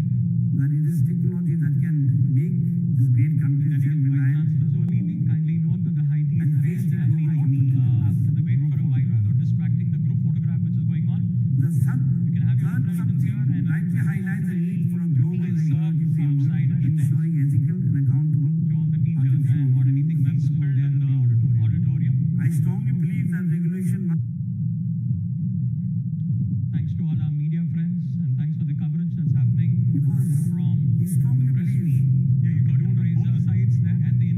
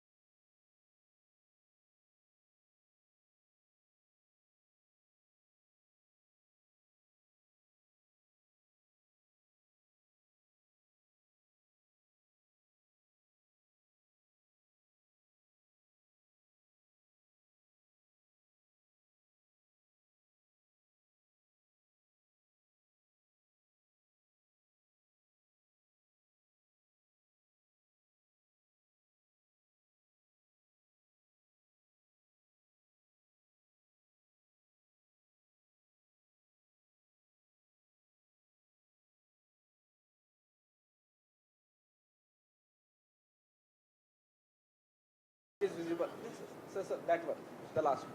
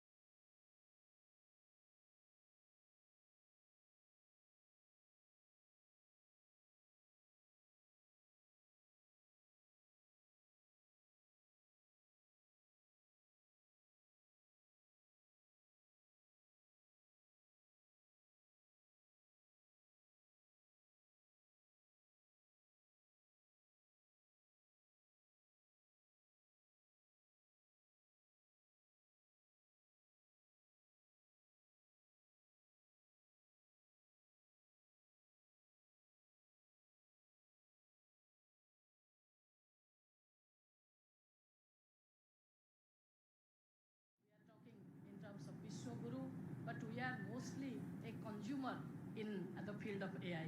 We are producing, as our president sir was saying, it is only 3% products in India. So we have really miles to go in the field of AI. I'll give you 3 examples. Imagine a large university where thousands of students register for courses every semester. Timetable classrooms remain underutilized at some hours and overcrowded at others. Faculty workloads are uneven and administrative teams spend weeks resolving conflicts. Now imagine that within minutes an intelligent system evaluates millions of possible combinations such as student preferences, faculty availability, infrastructure constraints, energy consumption, and even traffic flow on campus, and produces an optimal schedule that maximizes utilization, minimizes stress, and reduces cost. So this is what is the convergence of artificial intelligence and quantum technology can enable solving complex institutional problems that are simply too large for conventional systems to handle efficiently. The second example in pedagogy. Imagine a first-year engineering student from a rural background entering a university classroom. Despite intelligence and motivation, the student struggles, not due to lack of ability, but because the pace of instruction, language of delivery, prior preparation, and learning style do not align with his needs. Traditionally, such students either struggle silently, depend heavily on peers, or gradually lose confidence. Now imagine a learning ecosystem powered by AI integrated with quantum enhanced analytics. From the very first week, the system continuously maps the student's comprehension patterns, problem solving approach, attention span, preferred learning modality, and even emotional engagement. It identifies conceptual gaps in mathematics, recommends targeted micro-lessons in the student's preferred language, dynamically adjusts difficulty level, and provides simulations to strengthen understanding. For laboratory subjects, virtual quantum-enabled simulations allow the student to experiment repeatedly without fear of failure or resource constraint. Third example, consider the complexity of an academic audit. This is governance, related to governance. Audit in a large university. Thousands of courses, hundreds of programs, diverse regulatory requirements, accreditation metrics, research outputs, faculty performance indicators, student feedback, financial compliance reports, and infrastructure utilization data, all compiled manually across all the departments. Months of preparation go into producing reports of bodies such as NAC, NBA, NIRF, and other regulatory agencies, often resulting in retrospective documentation rather than real-time quality assurance. Now imagine a governance system powered by AI integrated with quantum-enabled analytics. Such a system continuously monitors institutional data streams, curriculum delivery, learning outcomes, research productivity, financial transactions, attendance patterns, infrastructure usage, and stakeholder feedback. It instantly detects anomalies, predicts compliance risks, and generates dynamic dashboards aligned with accreditation frameworks. Instead of preparing for audits, the institution remains perpetually audit ready. So these are the 3 areas where we can really use AI and quantum technology. So key curriculum shifts according what I think. Introduction of AI and quantum literacy across disciplines, not only STEM subjects, it can be introduced also in social science and humanities. New degree programs in quantum computing, AI governance, and data science. Integration of ethics, policy, and social implications. Ethics should be a necessary part of AI integration. Industry-aligned skills development and research orientation. Continuous curriculum updating based on technological evolution. So pedagogical changes, in pedagogical changes, intelligent tutoring systems providing individualized guidance, real-time feedback on learning progress, simulation-based and experiential learning environment, data-driven identification of learning gaps, reduced administrative burden on faculty, enabling mentorship roles. In key governance innovations, we can say data-driven strategic planning and forecasting, continuous academic audit and accreditation readiness, optimal resource allocation and budgeting, transparent and accountable decision systems, smart campus management for sustainability. So the need of the hour is to produce AI and quantum capable human capital for industries and institutions. The other day I was in Delhi, that Bodhan AI conference, attending the Bodhan AI conference. Some, I don't remember who said, he said, we are having the infrastructure of 19th century, the teachers are of 20th century, and the students are of Gen Z category of 21st century. So we have to really cope up with the situation, and we have to empower our teachers.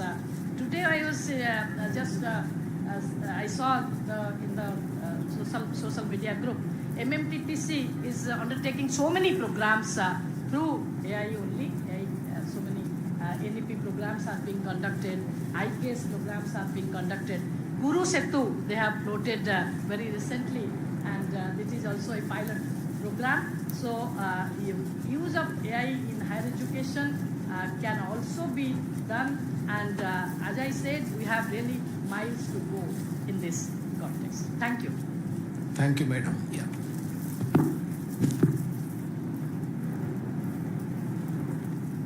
As you have noted, all the three speakers have actually put in three different perspectives. Madam actually took us through interesting aspects of how AI can be harnessed in different activities in higher education system. And Nitin ji is trying to tell us how to game NIRF. And Hemachandran ji actually has just begun his take on the description of the technology per se. I'm sure he will unfold it further. The questions to be asked right now are the following. How ready India is in this technology race globally? Number one. Number two, what is the relevance of human teacher when this technology is fully harnessed? Number three, what is the footprint, carbon footprint on us when we implement this technology? These are very important questions that all of us have to think about. Now, if you look at the current scenario, India is marching ahead fairly well in quantum mission, in Sarvam AI, in Bodhini, in Diksha, in Guru Setu. All these are interesting tools that India has developed with limited resources. So with that approach, India is positioning itself as a low-cost, high-impact country for technology harnessing. There are many examples now. We will never be high-cost technology country. We are a low-cost technology country, and those examples are extremely revealing. That's number one. Number two, the country doesn't have enough good teachers, human teachers. Can we replace this? Can we use this as a substitute of the missing good teachers? If we want to use it, remember we have to cater to that 95% undergraduate students who are lurking around. Can we use this technology for the benefit of those because they don't have teachers? That's number two. Number three, can our energy ecosystem afford the energy consumption needs of this high technology? Because all these technologies are guzzlers of energy. So these are the real strategic issues. All of us have to think about it. And it is possible to analyze these strategic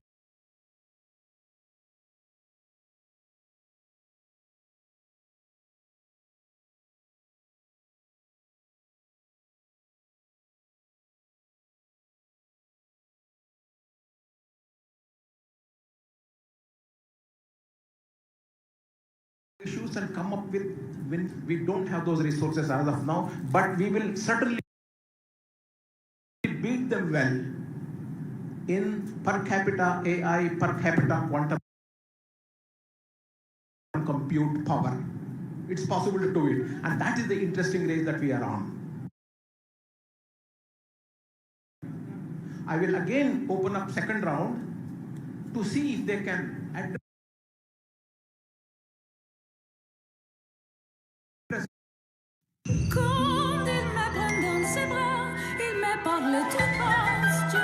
KYC update के लिए अनजान link खोलना मतलब चोरों के लिए अपना दरवाजा खोलना। रुको, चेक किया लिंक सिक्योर है, सेंडर आपका बैंक है।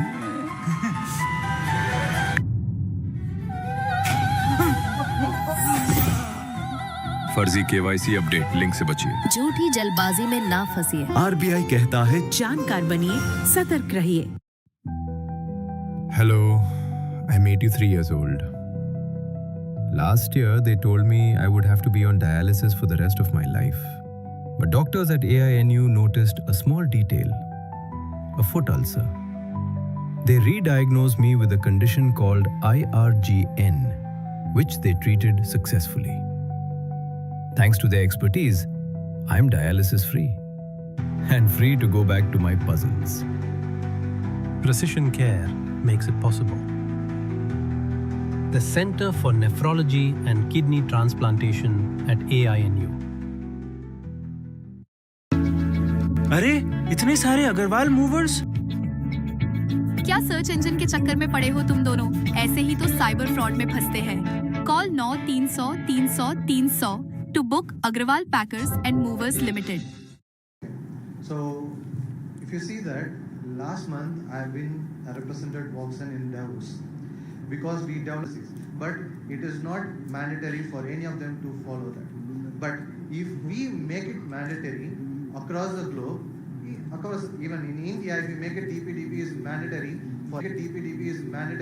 for everyone, then there will be a kind of restrictions across the thing where how we can develop the tool and how we can put it in our university to use it. This is the first thing. Coming to the second thing. Now, I have a tool. I have been implemented in my organization. Let's take an example, resume shortlister.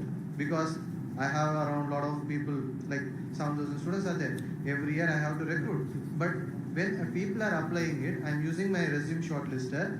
For this year, from one of a company, I purchased it and I'm using it.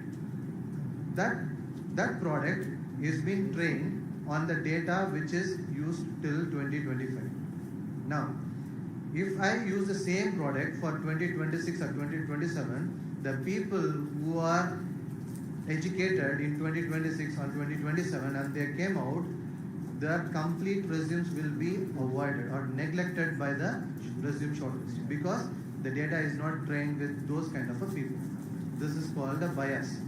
If that happens, then we are the loser. Those people who are educated, those also will be the losers. How to avoid this? Every 6 month one, whatever the tool which you are using in your university or anywhere, that has to be trained once again or it has to be validated every 6 months, then only it should be used in your organization. Or else it will be a bias and we cannot use it anywhere. So this is the second point which is to be integrated when you are doing or implementing any AI tool in your organization. Coming to the third. A lot of people are talking about AI and quantum is a fancy thing, but everyone can speak about it. But if you ask some student to write a code like addition of two numbers using Python programming, they can't. They just open ChatGPT, they just write the prompt, adding of two numbers. It will give the solution or it will give the code, just implement it and it will go off.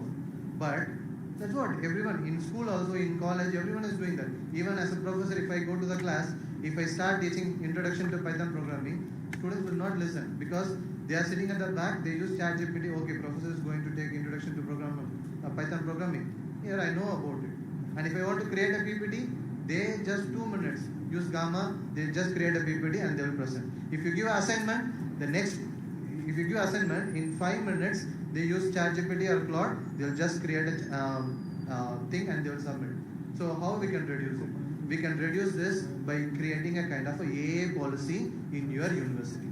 Like how if a professor coming to a class, how it has to be taught to the class. We can use ChatGPT in the classroom itself, but how much? For example, in my university we created AA policy framework.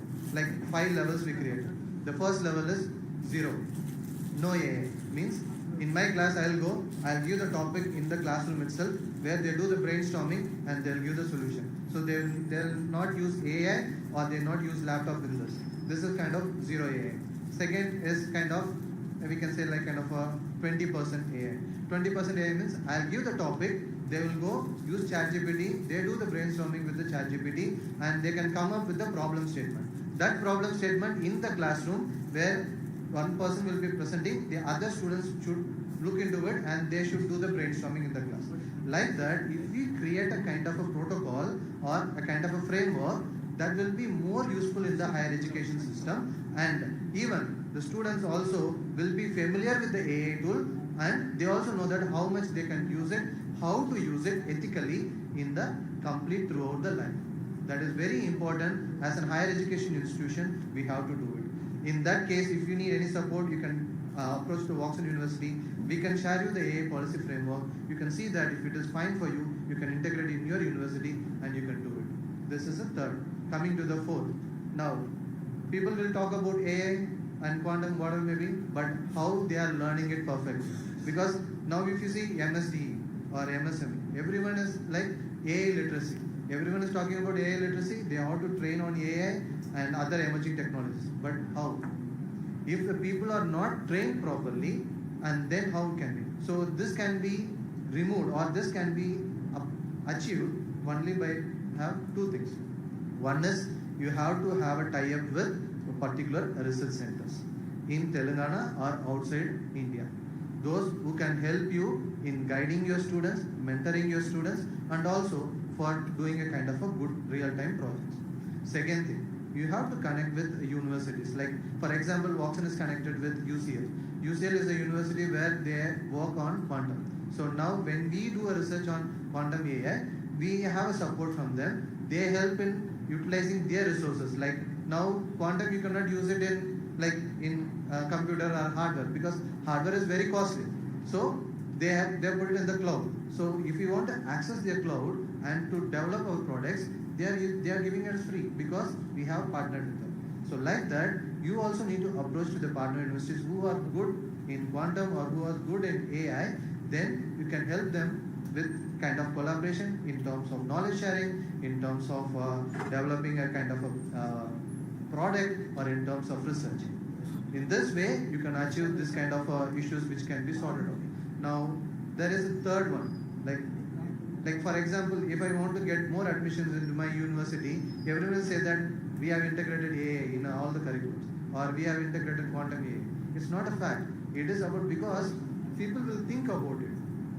Everyone talks about AA is now cheaper. Now अरे यार EMI किराया दवाई कैसे manage करूं? एक जुगाड़ है, अच्छा पैसा मिलेगा। क्या? अपना बैंक डिटेल्स दो, कुछ लोग पैसे भेजेंगे, फिर उनके बताए अकाउंट में ट्रांसफर कर दो। कमीशन तेरा। इतना इजी? हाँ। अरे काहे का इजी? ये मनी म्यूल है, इलीगल पैसा घुमाते हैं दूसरे के अकाउंट से। ये अपराध है। अपराध? जेल के बर्तन धोने पड़ जाएंगे। ना भैया, जेल नहीं जाना है। RBI कहता है जानकार बनिए, सतर्क रहिए।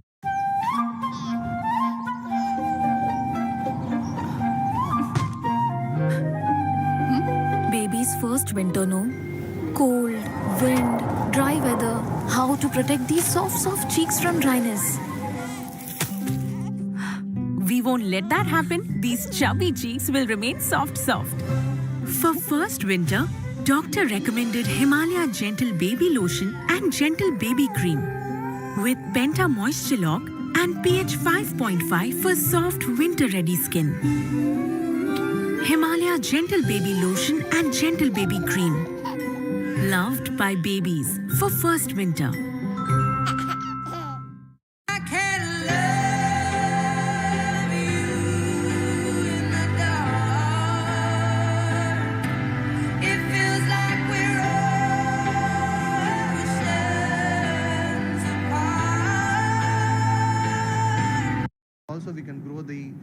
India's growth and come to the conclusion of what we can do it in the future.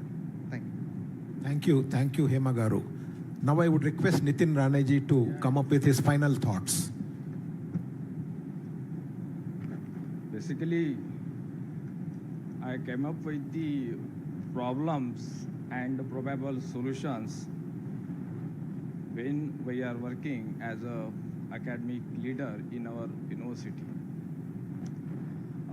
Organizers, could you please run the presentation, because I have put the case study how we can find a solution on the problem which we are facing in our day-to-day administrative working. Do you have the PowerPoint ready? Do you have his PPT ready?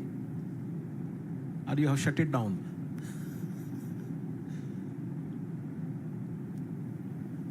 Can you make the points without seeing the PPT slide? Absolutely. Why don't you do that? Yeah. That helps.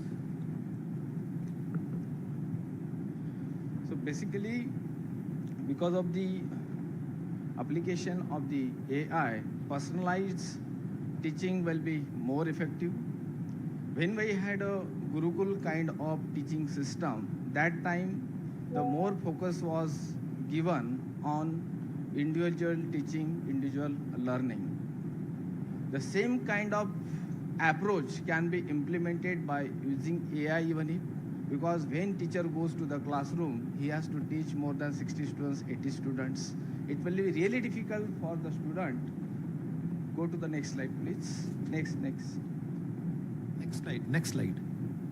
Go to the next. There is a lot of data in that. Next. This one. Thank you. So here, these are the areas where the applications of AI can be implemented to find out the probable solution. Because these are the areas are closely linked to each of the academic leader. We have to work on all these portfolios. So if at all effectively, if we could use the various kind of AI tools in this area, the life will be more easy. Starting with the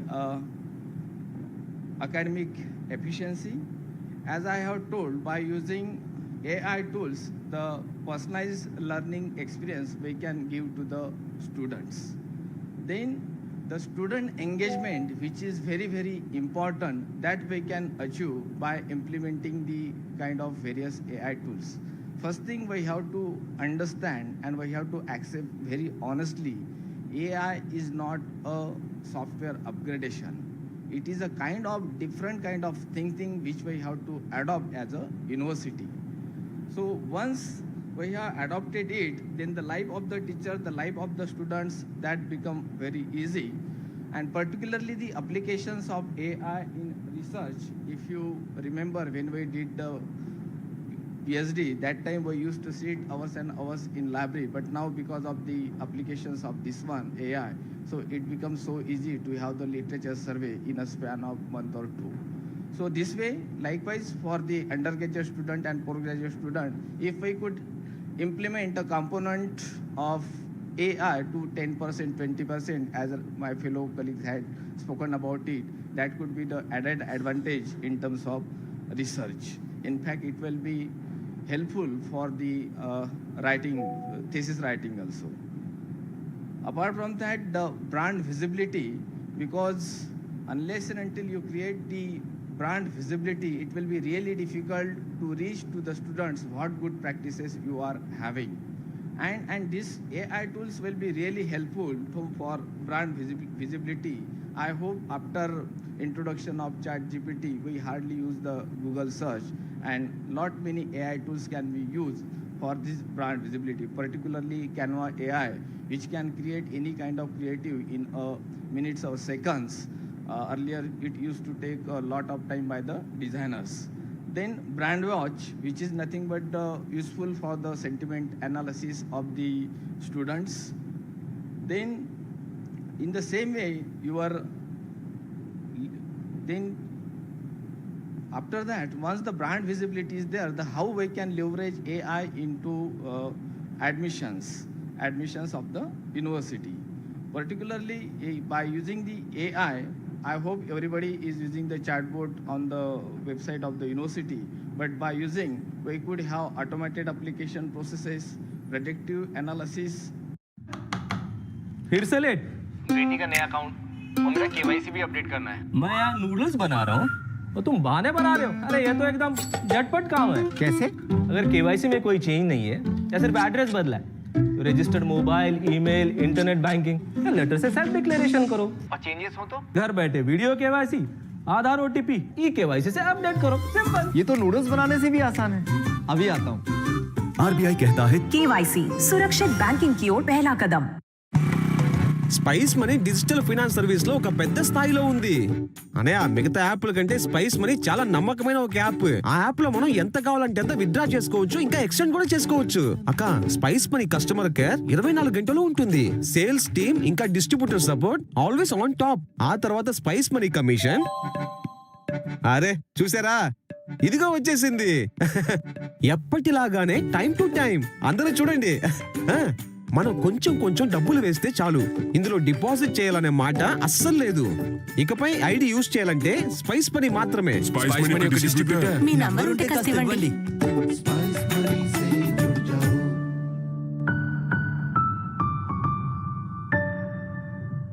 Tools in training and development, particularly placement, I would say. Now, here the role of AI is very important because many of the companies nowadays started the AI interviews. So we have to give exposure to the students for facing the AI interviews. And if at all we could implement in our university, it will enhance the student profiling. Because many of the students does not know, because the shortlisting is happening because of the AI tools. So by using AI tools, how student profiling should be done, that we have to make it aware. Then the process of placement that can be automated. Then apart from that, the particularly the industry partnership optimization, that also can be enhanced by using these AI tools in the placement processes. So all these are the various applications where we can really implement the tools of AI for enhancing the efficiency in the university. Basically, if we see, artificial intelligence is not just improving the university, it is changing how universities are thinking. It is changing how we teach, because information is no longer scarce. It is changing how we research, because analysis can now happen at scale. It is changing how we decide, because data is becoming real time. It is changing how we recruit talent, because patterns are now visible.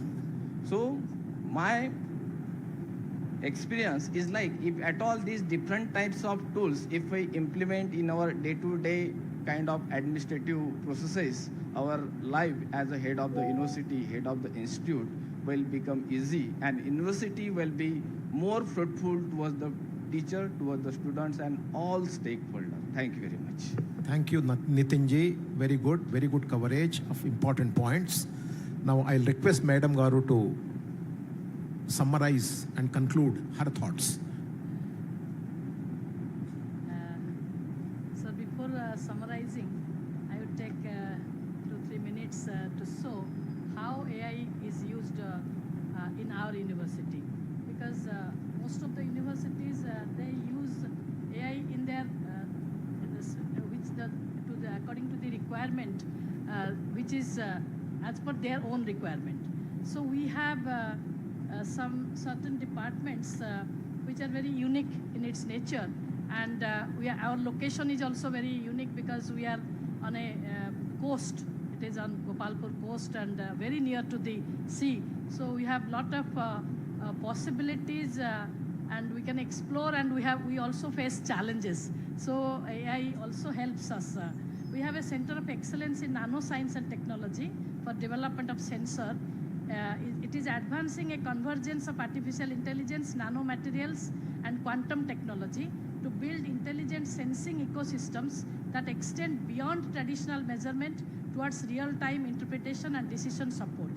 Among its successful implemented innovations, is a non-invasive HbA1c monitoring device that integrates a small consensus engine capable of capturing multiple optical readings and applying algorithmic unsupervised machine learning to isolate the most reliable data while automatically filtering noise caused by motion or environmental variations. Complementing this is an intelligent interpretation layer that compares live measurements against age, expected physiological patterns, enabling the system to identify emerging trends and translate complex optical signals into actionable health guidance. So this is one. In the library, we are having a talking library where we use Kibo, that is a virtually impaired reading device in talking library. This is also a physical device. It uses AI and machine learning to scan printed and handwritten documents, extract texts, translate it, convert it into audio, so virtually impaired users can listen to the content. So it is making it user-friendly also.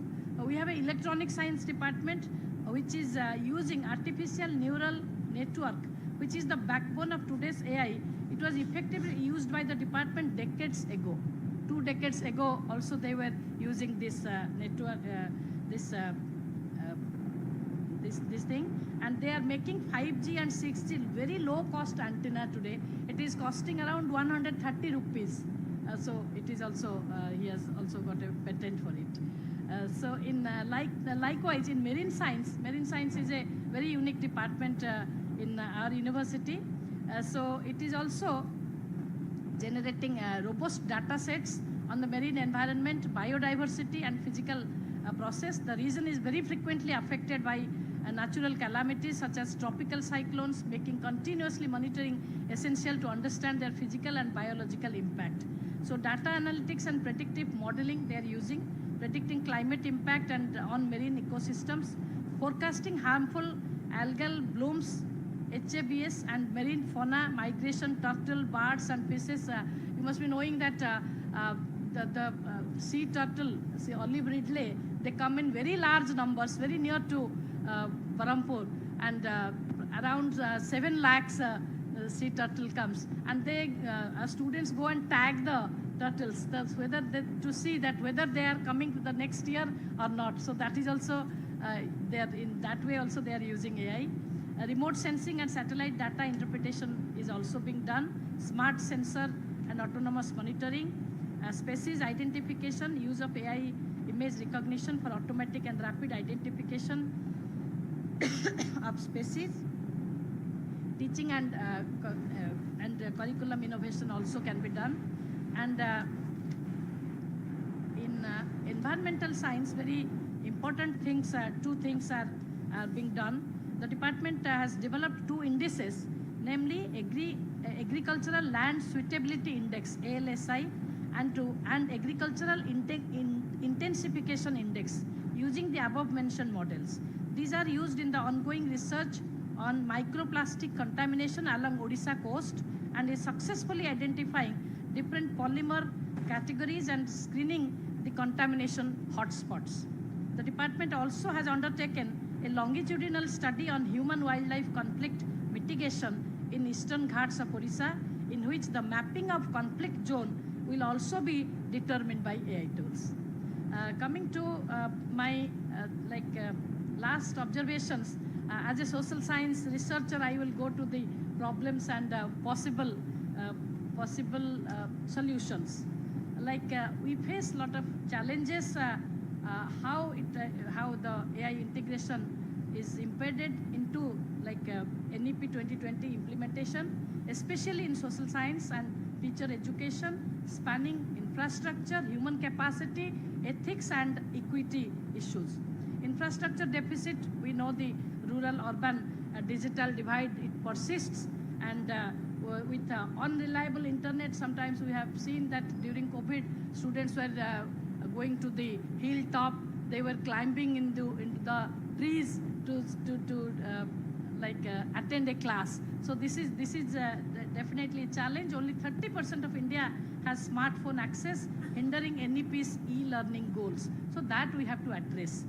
Then teacher training gap, it is also a big challenge, and there is most of them are not receptive. They're not receptive. They are registering also. So that was also that was the takeaway in one seminar very recently I attended. Educators, they lack AI efficiency and skills, so that is also a challenge. Facing resistance to new tools, inadequate program, slow adoption in teacher education, conflicting with NEP's CPD mandate. CPD mandate is continuous progress development. 50 hours a teacher has to utilize for developing himself, so to upskill himself. So that is a part of NEP which there's a lot of resistance. Ethical and privacy concerns, all of us know. Algorithmic bias, risk it enhances caste and gender inequalities in social science analytics. That is also a big challenge for all of us. Then high implementation expenses, as Sir was mentioning, that we have to have low cost analytical tools, and lack of localized AI tools. So that limits scalability in resource-poor institutions, stalling multidisciplinary curricula. So that is also a big challenge. So we have to, and the regulatory and cultural hurdles are also there. Unified guidelines are missing, curriculum updates lag, institutional inertia, and uneven state-central coordination. That is also a challenge in front of all of us. Strategies, some of the strategies I can say, there has to be an effective strategy to overcome AI integration, and it should focus on infrastructure upgrades, capacity building, ethical framework, and collaborative policies tailored for social science and teacher education as well. We have to foster policy and collaborative roadmap. Sir was talking about collaboration. We are also collaborating with many institutions. We are collaborating with University of Hyderabad, and they also go to our institute for hand-holding the electronic science students. So that is the only way for public university, state public universities always can be hand-holded by central universities, and where big instruments are also there. So encourage multi-stakeholder collaboration. So that has to be there for funding the pilot projects. Integrate AI into NEP curricula with phased rollouts and monitoring via annual audit. So we can have this, and these are some of the possible solutions which I think will help all of us. Thank you. Thank you, madam.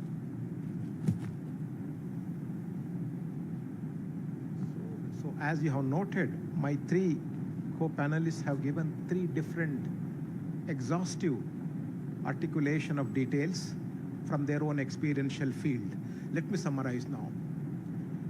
When we look at AI and quantum technologies, AI is already here, we have to implement it. So sooner or later, all universities, all higher educational institutes must come up with AI-centric curriculum. It's very important. All of us have to do a lot of capacity building in AI technology. We don't have enough capacity now. And this capacity building must encompass senior teachers, middle order teachers, young teachers to students. All of them have to be primed into utilizing this AI technology very efficiently. And number three, we have to design very innovative, multidisciplinary course content that is futuristic for our country, both in social sciences, humanities, and hard sciences. And this is a very important task that most of us who are sitting here have to do it. Sooner or later, we have to bite the bullet. And the time has come now. So this is a very important delivery point that we all have to do it. Another point is that whatever AI we talk about must be sourced from our own large language model. We cannot depend on large language models from outside the country. We have to have our own innate native large language models which will propel the AI activities in the country. Right now, Sarvam is doing it. It is maturing it into a much larger, large language model. Bodhini is doing it. Diksha is doing it. Guru Setu is doing it. And there are other important Ministry of Education driven platforms coming up which all of us have to use it. So this requires fair amount of reorientation in the education ecosystem. And we have just begun waking up to this reality. All universities must have centers of excellence in AI so that they can intricately design rules and regulations, norms of how to use AI ethically, because there is rampant use of AI in unethical manners, which is actually hurting our larger cause of higher education system. So this is a double-edged weapon, so we have to control it, and it is all do-it-yourself exercise. Each institution has to evolve it. There will be general guidelines from ministry, but really you have to bite the bullet to your requirement. At the end of the day, let us do one thought experiment. The thought experiment is the following. 10, 20, 30, 40 years from now, AI would mature so much that it would become human-like AI. It really will become human-like with a lot of innate intelligence, creativity, etc., etc. The question then is it replacing human creativity? Will it ultimately replace human creativity completely or in any significant manner? This is the larger question all of us have to ask. When you ask this question, you will realize that even highly advanced AI tools, human-like, will not be able to write Schrödinger equations, will not be able to invent quantum mechanics, will not be able to invent foundational sciences such as quantum mechanics or evolution science. It will not be able to. This is what most of us believe. There is enormous room for human creativity, and this we must convey to our youngsters, that although you are using all these technologies, your own inner creativity has to be kept on ignited. That hope we should never lose. And that's a very important red flag that all of us have to remember in our educational ecosystem, so that our undergraduates can intelligently combine AI, quantum technology with human creativity. I think Bharat is the only template that can intelligently combine these two globally. And some of us really believe in that. Western countries will not be able to do that because they are too much sold into technology. We are getting sold into technology, but more intelligently. And therefore, we are the only country which can intelligently combine technological prowess in all its bloom with human intelligence. If we can do this well in a cost-effective manner, I think we are the winner. We are the winners in the global race. In a very unique manner, we will be highest per capita AI and quantum country in a very intelligent manner. And this we should never lose track of. So these are the summary thoughts. I think all my panelists have covered very important points.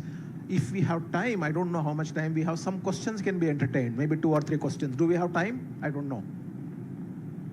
1 or 2 questions. So if you have any questions to any of our panelists, maybe 1 or 2 questions, and then we can conclude.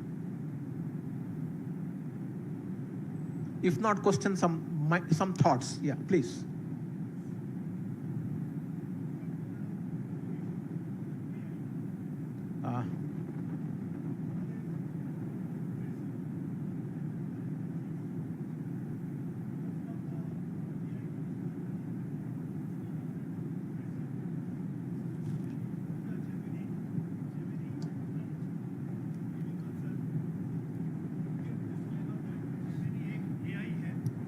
इसमें गलतियां हो सकती हैं, होती है.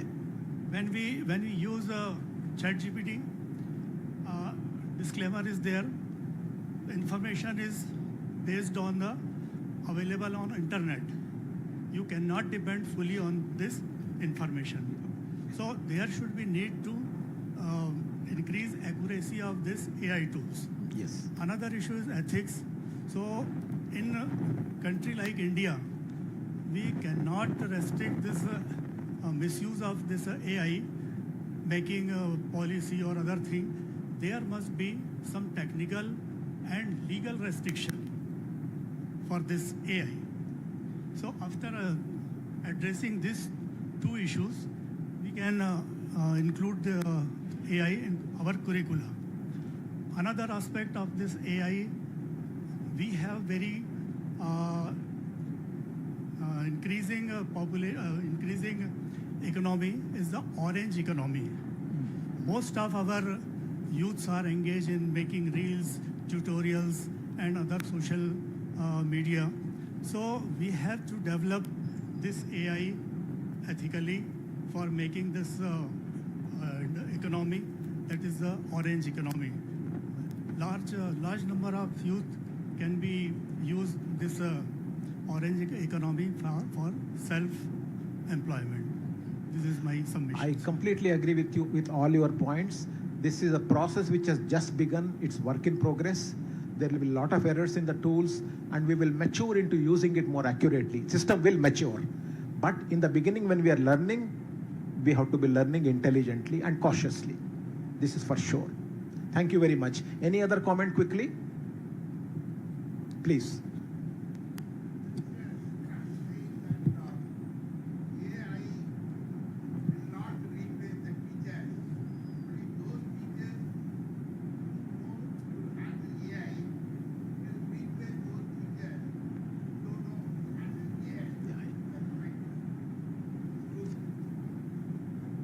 If I can say, AI will certainly replace all bad teachers.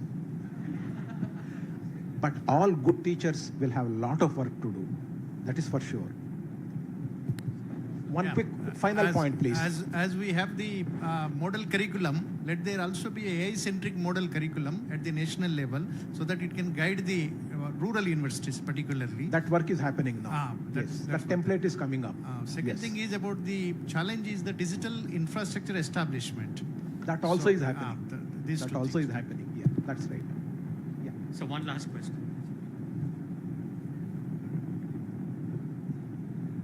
Yes. Sir, can AIU help us in developing a draft university AI and quantum transformation roadmap aligned with the NEP 2020 and Viksit Bharat 2047 so that we can modify it according to our needs?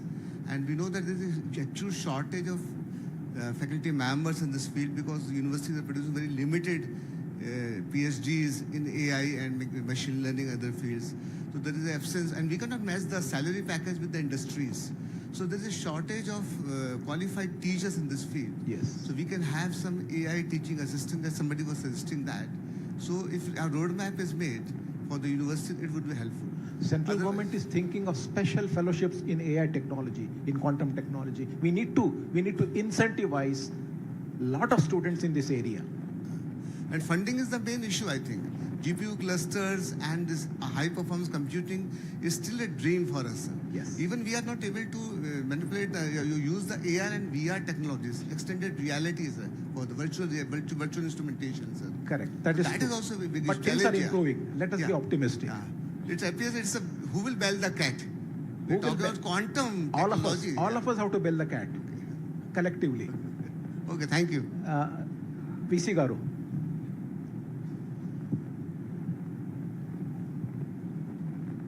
Sir, these AI technologies, especially from school level onwards, we have to, in the curriculum, we have to slowly introduce, especially in the intermediate level.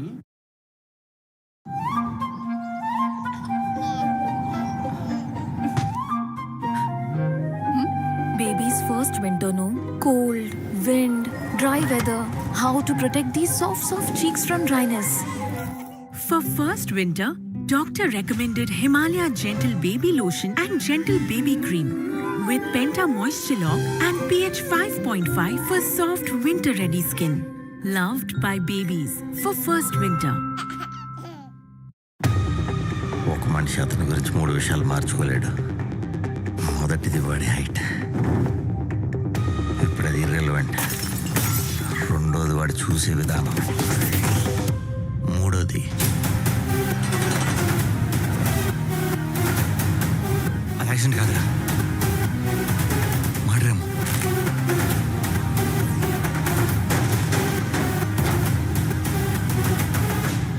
Hero అవడానికి try చేయకు జై. నేను hero అవడానికి try చేయడం ఏంటి madam?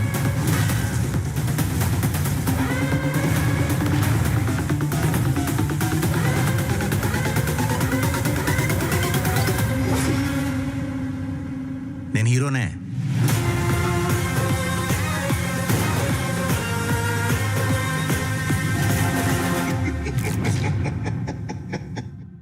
Trainings are there. So 2 days master classes for Vice-chancellor we are holding, and we'll be holding many more. Third, we are trying to build up a guideline on how to use AI for, say, teaching, how to use AI in research, and what all AI models are good for teaching, what are good for, say, data analysis, which one are good for making a PPT. So all that we are making a guideline we will be sharing with you, and along with that we will be requesting all the universities that whatever best practices you have in using AI, do share with us so that we can share those best practices with the rest of the universities. So that will be very good, and I suppose it will work very well. And then somebody here asked about the ethical use of AI, and use of AI is being used for cheating and all. So I'll just illustrate by way of example, which in one of the AI master classes, one Professor Govind, he is in GD Goenka University, he is from USA. He said how intelligently he uses AI is, he says people are fear that students will copy the assignments from using AI and then submit. So the assignment he gave to his students was that do this assignment, use ChatGPT and do this assignment, but when you submit the assignment, I should not come to know that you have done from a ChatGPT. So if I come to note that you have done through AI, then 0 number. So next day the students came, and the whole night the students were working on making it non-AI. And when the next day the students came, he says, oh, this beautiful English, you don't even know proper grammar. That means you have used ChatGPT through. 0 number. Next day, oh, such complicated equations in the class, you can't even understand simple equations. So that means you have used ChatGPT, and then he threw it away. So like this, every assignment he kept on rejecting.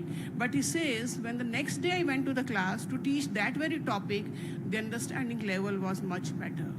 Because in the process of making it non-AI, the students had learned a lot in the process. So how to use AI intelligently also depends upon the teacher, that how they are thinking. I mean, there can be many, many more innovative ways of using AI, and then use it constructively for teaching the students, not for as a copying tool and giving them the marks. So I think there are many ways of doing it. Thank you. Thank you. I think on that note, maybe, yes, final note. Yeah, Professor Rao. Two of the greatest challenges that the world is facing.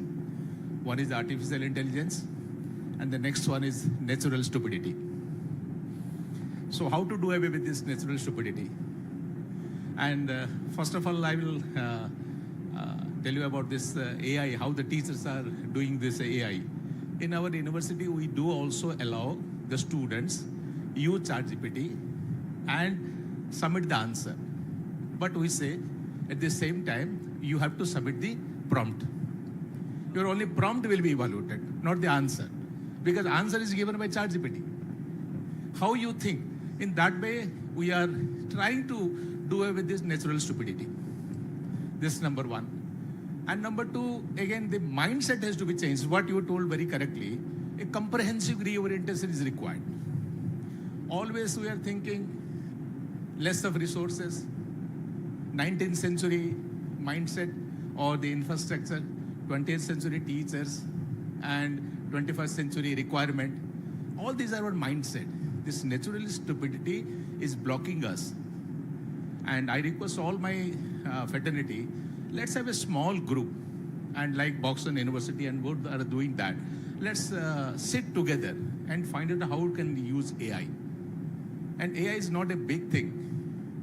only this is what we made it a very larger than the life. And it is he rightly told, he have coined, it is a very good word. In late 70s and 80s, जो भी bell button पहनता था अपने आप को अमिताभ बच्चन समझता था. तो अभी भी he was doing something, he's doing this, I am good in AI. So AI, that is, if you do away with the stupidity, natural stupidity, definitely you are using AI. And it is the need of the hour. अभी नहीं है, जिसका time आ गया है उसको रोक नहीं सकते आप. Thank you. Thank you very much. So ultimately, AI, which is silicon-based brain, can never substitute your carbon-based brain. Right. Right? Natural stupidity is good if you don't repeat it and keep learning from it. Yeah? On that note, let us conclude this session. We really enjoyed the presentations and the questions and the interactive session. Thank you very much for this session. Thank you for organizing this. All the best. Thank you so much, Professor B.J. Rao Garu, and all the other speakers who were there, Geetanjali ma'am, Nitin Rane sir, and Hemachandran sir. It was truly an enriching session with a lot of inputs and discussion. Probably there are many more people who want to share their inputs, but to lack of time, we had to cut them short. So we would continue with that during the lunch and the other sessions as well. As a token of gratitude, we would like to do a small felicitation, not a big one there. First, we would begin with Professor B.J. Rao sir. May I request our Honorable Vice-Chancellor, Professor Kumar Mulguram sir, and Dr. Mrs. Pankaj Mittals, Secretary General of AIU, to come over to do the honors to Professor B.J. Rao sir. It's always a wealth of information listening to him, and to peep into his wisdom is something amazing. Every time we hear, we get something new to hear from him.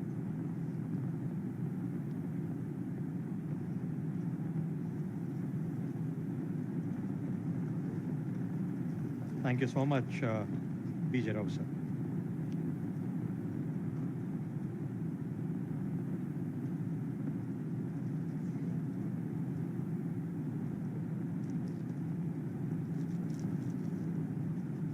I request our Vice-Chancellor sir and ma'am to keep staying on the stage when we invite Professor Geetanjali Dash, Vice-Chancellor, Berhampur University. Kindly do the honors to her.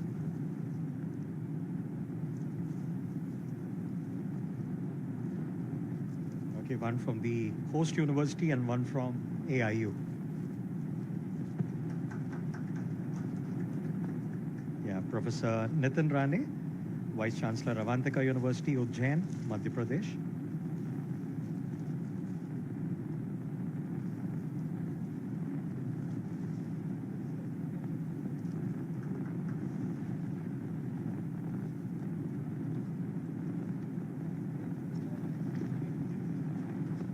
Dr. Hemachandran K, Director AI Research Center, Watson University, Hyderabad, Telangana.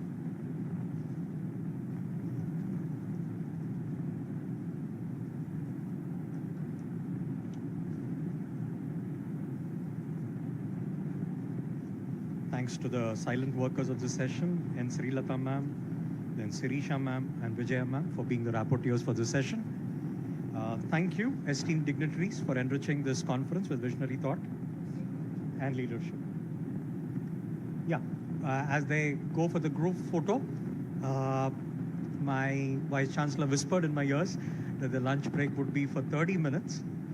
So what I wish the members who are there in this auditorium, I think Murthy sir is from IP, I don't have to tell him, that's the host institute that we have here. You will not walk through the gate through which you entered. You will just walk through the passage straight and get to the lunch place then. Okay, there is a dining hall. So please don't move to your right, go straight. That's what I mean.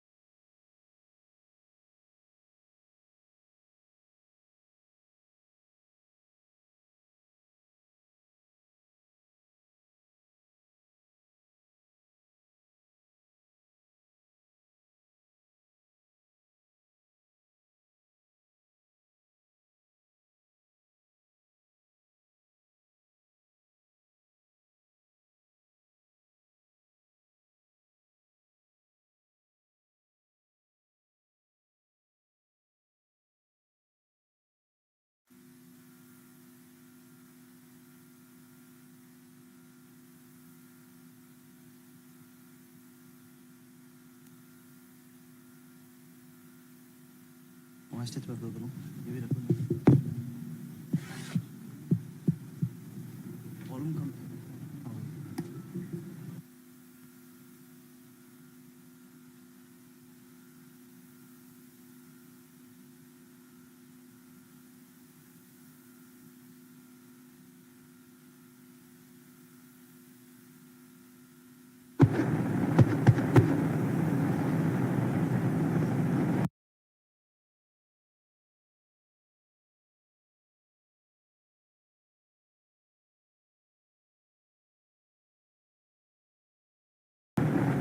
Indigenous research and product development.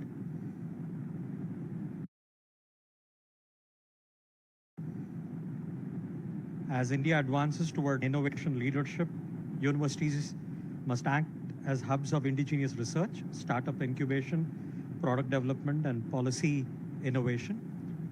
Really glad to have the members who are the panel members for this session. I'm delighted first to welcome the Vice-chancellor of Guru Ghansidas Vishwavidyalaya, Professor Alok Kumar Chakravalji, to please come over, sir. An accomplished academic leader and quality assurance advocate, he has served as coordinator of IQAC and represents Indian universities in the Court and Council of Indian Institute of Science, Bengaluru. Sir, we are really privileged to have you guide this deliberation. Then I call upon the speakers onto the dais. First, Professor Nilanjan Chattopadhyay, Vice-Chancellor, Jagran Lake City University, a distinguished institution builder with international academic exposure and industry consultancy experience. He represents the synergy of academia and enterprise. Thank you so much, sir. Now I welcome Srijan Pal Singh, founder Dr. APJ Abdul Kalam Center, and IIM Ahmedabad gold medalist and former advisor to APJ Abdul Kalam. He has contributed to nationally significant innovation missions and youth-driven development frameworks. Yeah, we have a young Vice-Chancellor, that's Dr. Archana Mantri. Ma'am, I've seen her a little while ago. Oh, she's coming, I'm sorry. I was seeing something else there. A seasoned Vice-Chancellor of Anurag University, a seasoned academic leader with over 3 decades of experience. She has contributed to NEP implementation and innovation-driven institutional transformation. We do have a special guest in our midst. Let's put our hands together as we welcome our IAS officer, Sri Devasena Garu, to come over and grace the days. People in Osmania University don't need much, because more than her personal achievements in the Indian Administrative Services, she'd love to be called as daughter of Professor S.S. Murthy, who has been a management professor. Yes, sir. Madam is the secretary for the Collegiate Commission in Telangana. Thank you so much, sir, for reminding me that. So I would request the chairperson to kindly initiate the deliberations and invite the speakers. And before that, sir, I'll have to bring to your thing there. Probably we have gone about with asking ma'am to come for this session. So if she can contribute her thoughts for some time and she can make way to our office. Yeah, that's with permission of... Yeah. I mean, we are already running almost 50 minutes late. And in any case, I have also to rush to airport. So I'll not speak much. I'll just give you a very brisk overview of what I thought to deliberate with all of you. I would request the IT team to run the PowerPoint here. Quickly an overview how this indigenous research can be supported with artificial intelligence, and how, and there is some hypothetical conclusion also, how will it work if we are going, I mean, merging Indian knowledge system with the this artificial intelligence. Is it sir, not on the system? Come, sir. Before that, I'll be failing in my duty if I don't mention my 2 colleagues that are there. Professor Hamida B from microbiology, and Professor Sandhya ma'am, who's from the Faculty of Genetics. Both of them would be rapporteurs for this session. All yours, sir. So I don't know whether they are going to run, but I'm coming on the dais. They're walking up. In the meantime, I'm coming there. Okay, no problem. Oh, so you can quickly, keep on, scrolling this. This is a AI-driven kind of total framework where we are going to bridge the gap. And what is the goal? It is written here on the extreme right side. Abundant intelligence, ethical and sustainable personalized solutions for that. Please go to the next. Here, how the Western people think about, the future and how we Indians are, working upon for the centuries and thousands of years ago. So our concept is holistic and consciousness that is centric. I mean, that is Chitta we are working upon, more on Chitta, and we talk about duty. We maximize our dharmas and interconnected welfare, like we talk about Vasudhaiva Kutumbakam and all that. And sustainability, what we are talking for the last 11 years, that has been here with us for a long time. And on the left side, it was mentioned about the West aspect. Please go to the next. I'll be coming one by one after Padini and other things. Please next. So this is pillar one. Please, the previous one. The pillar one, which is cognitive infrastructure, we are talking about the AI Gurukul, how it will be working. And biological intelligence is also mentioned here. Thank you very much. I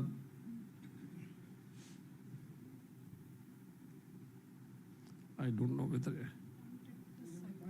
Okay. I don't know which side is it. Oh, that's better. That's better. Please go to pillar D, pillar C not. This is about cultural intelligence. We won't be able to talk, on each of them. Please go to the final one. When we are putting this artificial, hold for a year. So this is Indian knowledge system. We are talking about traditional knowledge digital library also, where it will be produced through this intervention. And if we are talking about only AI, and when we are clubbing this IKS with the AI, so what will be the integrated model of, having enhanced yield and production in the country? It is very much helpful for all of us. So I'm not taking much of time because, I'm working as you have given the charge of chairperson. So since the ma'am, Shri Devisena, ma'am has to go in an early time, so I will request her to present her ideas on this. Would prefer to stand if I'm not going to obstruct this. This is not necessary. Yeah. So good afternoon to all of you. Very happy to be here today. This is not just my alumni university, but I also was a daughter of a professor in Osmania University. So I have an extra qualification of being here by virtue of not just being born in this university or having studied, but also having married in this university. So I have an extra qualification to be here today. Of course, it's a very difficult thing that I keep your attention after a sumptuous meal that our Vice-chancellor has provided, but I will try my best to be as quick as possible, which is very difficult. Let me just start by saying that this is a great platform that the government of Telangana is very happy to host, and we should be continuing to have these kind of interactions so that we share, we learn, and we are, making each other better than the previous day. More importantly, if we are looking at the emerging technologies that we're talking today about AI, we're talking about machine learning. So we see that every day something or the other about these technologies we see in the newspapers. And the industry is talking about it. The academicians are talking about it. The government is talking about it. And you all would have probably been part of the Bodhan AI. Some of you would have, I'm sure. There was a 2-day program in Government of India in Delhi where AI in education was showcased by a whole lot of entrepreneurs as well as academicians, universities. And now, of course, there's another 5-day AI Impact Summit that is going on right now. And the best part of it is, most of those people there are South Indians. So we should be really very happy. Mr. Kamakoti, who is the IIT director in Madras, in Chennai, he happens to be anchoring the whole program. And having talked to him personally, I was of the opinion that there's really so much that we all can share. There is a very easy platform now given to us, because under this Bodhan AI program, 6 months is the time given for Mr. Kamakoti as Director IIT to ensure that AI reaches all levels of education, not just universities. This is the government's mandate, Government of India's mandate to Mr. Kamakoti. So we have decided that we will now start making as many trips as possible to Chennai and ensure that all our universities, and our, not just universities, but also colleges and intermediate colleges, and also the schools, get whatever benefit we can from this huge movement that is happening on AI. But sometimes I also feel that AI, as we talk about it today, we have certain limitations, and we also have to understand that it cannot ever replace a teacher in the class. This is something that if we are always conscious of, we would be able to maximize the utility of AI. What happens generally is that if, you know, I have to say something in Telugu that you may not possibly understand, but the meaning I will explain later. You know, there used to be something like a student telling a teacher, Andaga, guide undaga, nuvenduku dandaga. It means basically that if I have a guide, in those old days we used to have these guidebooks, right? Then if I have that, why do I need you? You are not necessary at all. So that kind of a situation should never ever arise with AI. See, what's happening is the student is preparing his thesis with the help of AI, and the teacher is evaluating the thesis on the basis of AI. Where is your natural intelligence now? It's all artificial. So we have to be very cautious of this, especially when we see that most of the PhDs that are being churned out of certain universities are hardly of any value to the industry. If there's so much of academic knowledge, effort and resources going into preparing that 500 or 1,000 page book, what is the use of it in the industries? What we all should immediately be thinking. In fact, I was just talking to CII director just now. So what we have done this year is, in collaboration with the CII and in collaboration with Tata Technologies, we have revamped the entire Polytechnic College syllabus in such a manner that today, a Polytechnic student, no matter which department he's in, he will study AI/ML, he will study IoT, he will study design thinking, he will study entrepreneurship. So these, and environment consciousness in terms of having green buildings and sustainability in every department that we have our courses in. So we have revamped everything and also got more than about 15 new courses from the AICTE, only to make sure that none of our Polytechnic students are left out of this technology bus that has just started moving. We don't want to miss that bus. And apart from that, we have also entered into agreements with IIT Hyderabad, who has curated our entire syllabus to make sure that it is completely, it has a competitive edge and state-of-the-art kind of a syllabus that we have got right now. Apart from that, in Telangana today, we have done something that has never ever been done. This is vertical integration. That is from the level of school up to the level of the university. Every teaching resource in terms of professors, in terms of lecturers, and every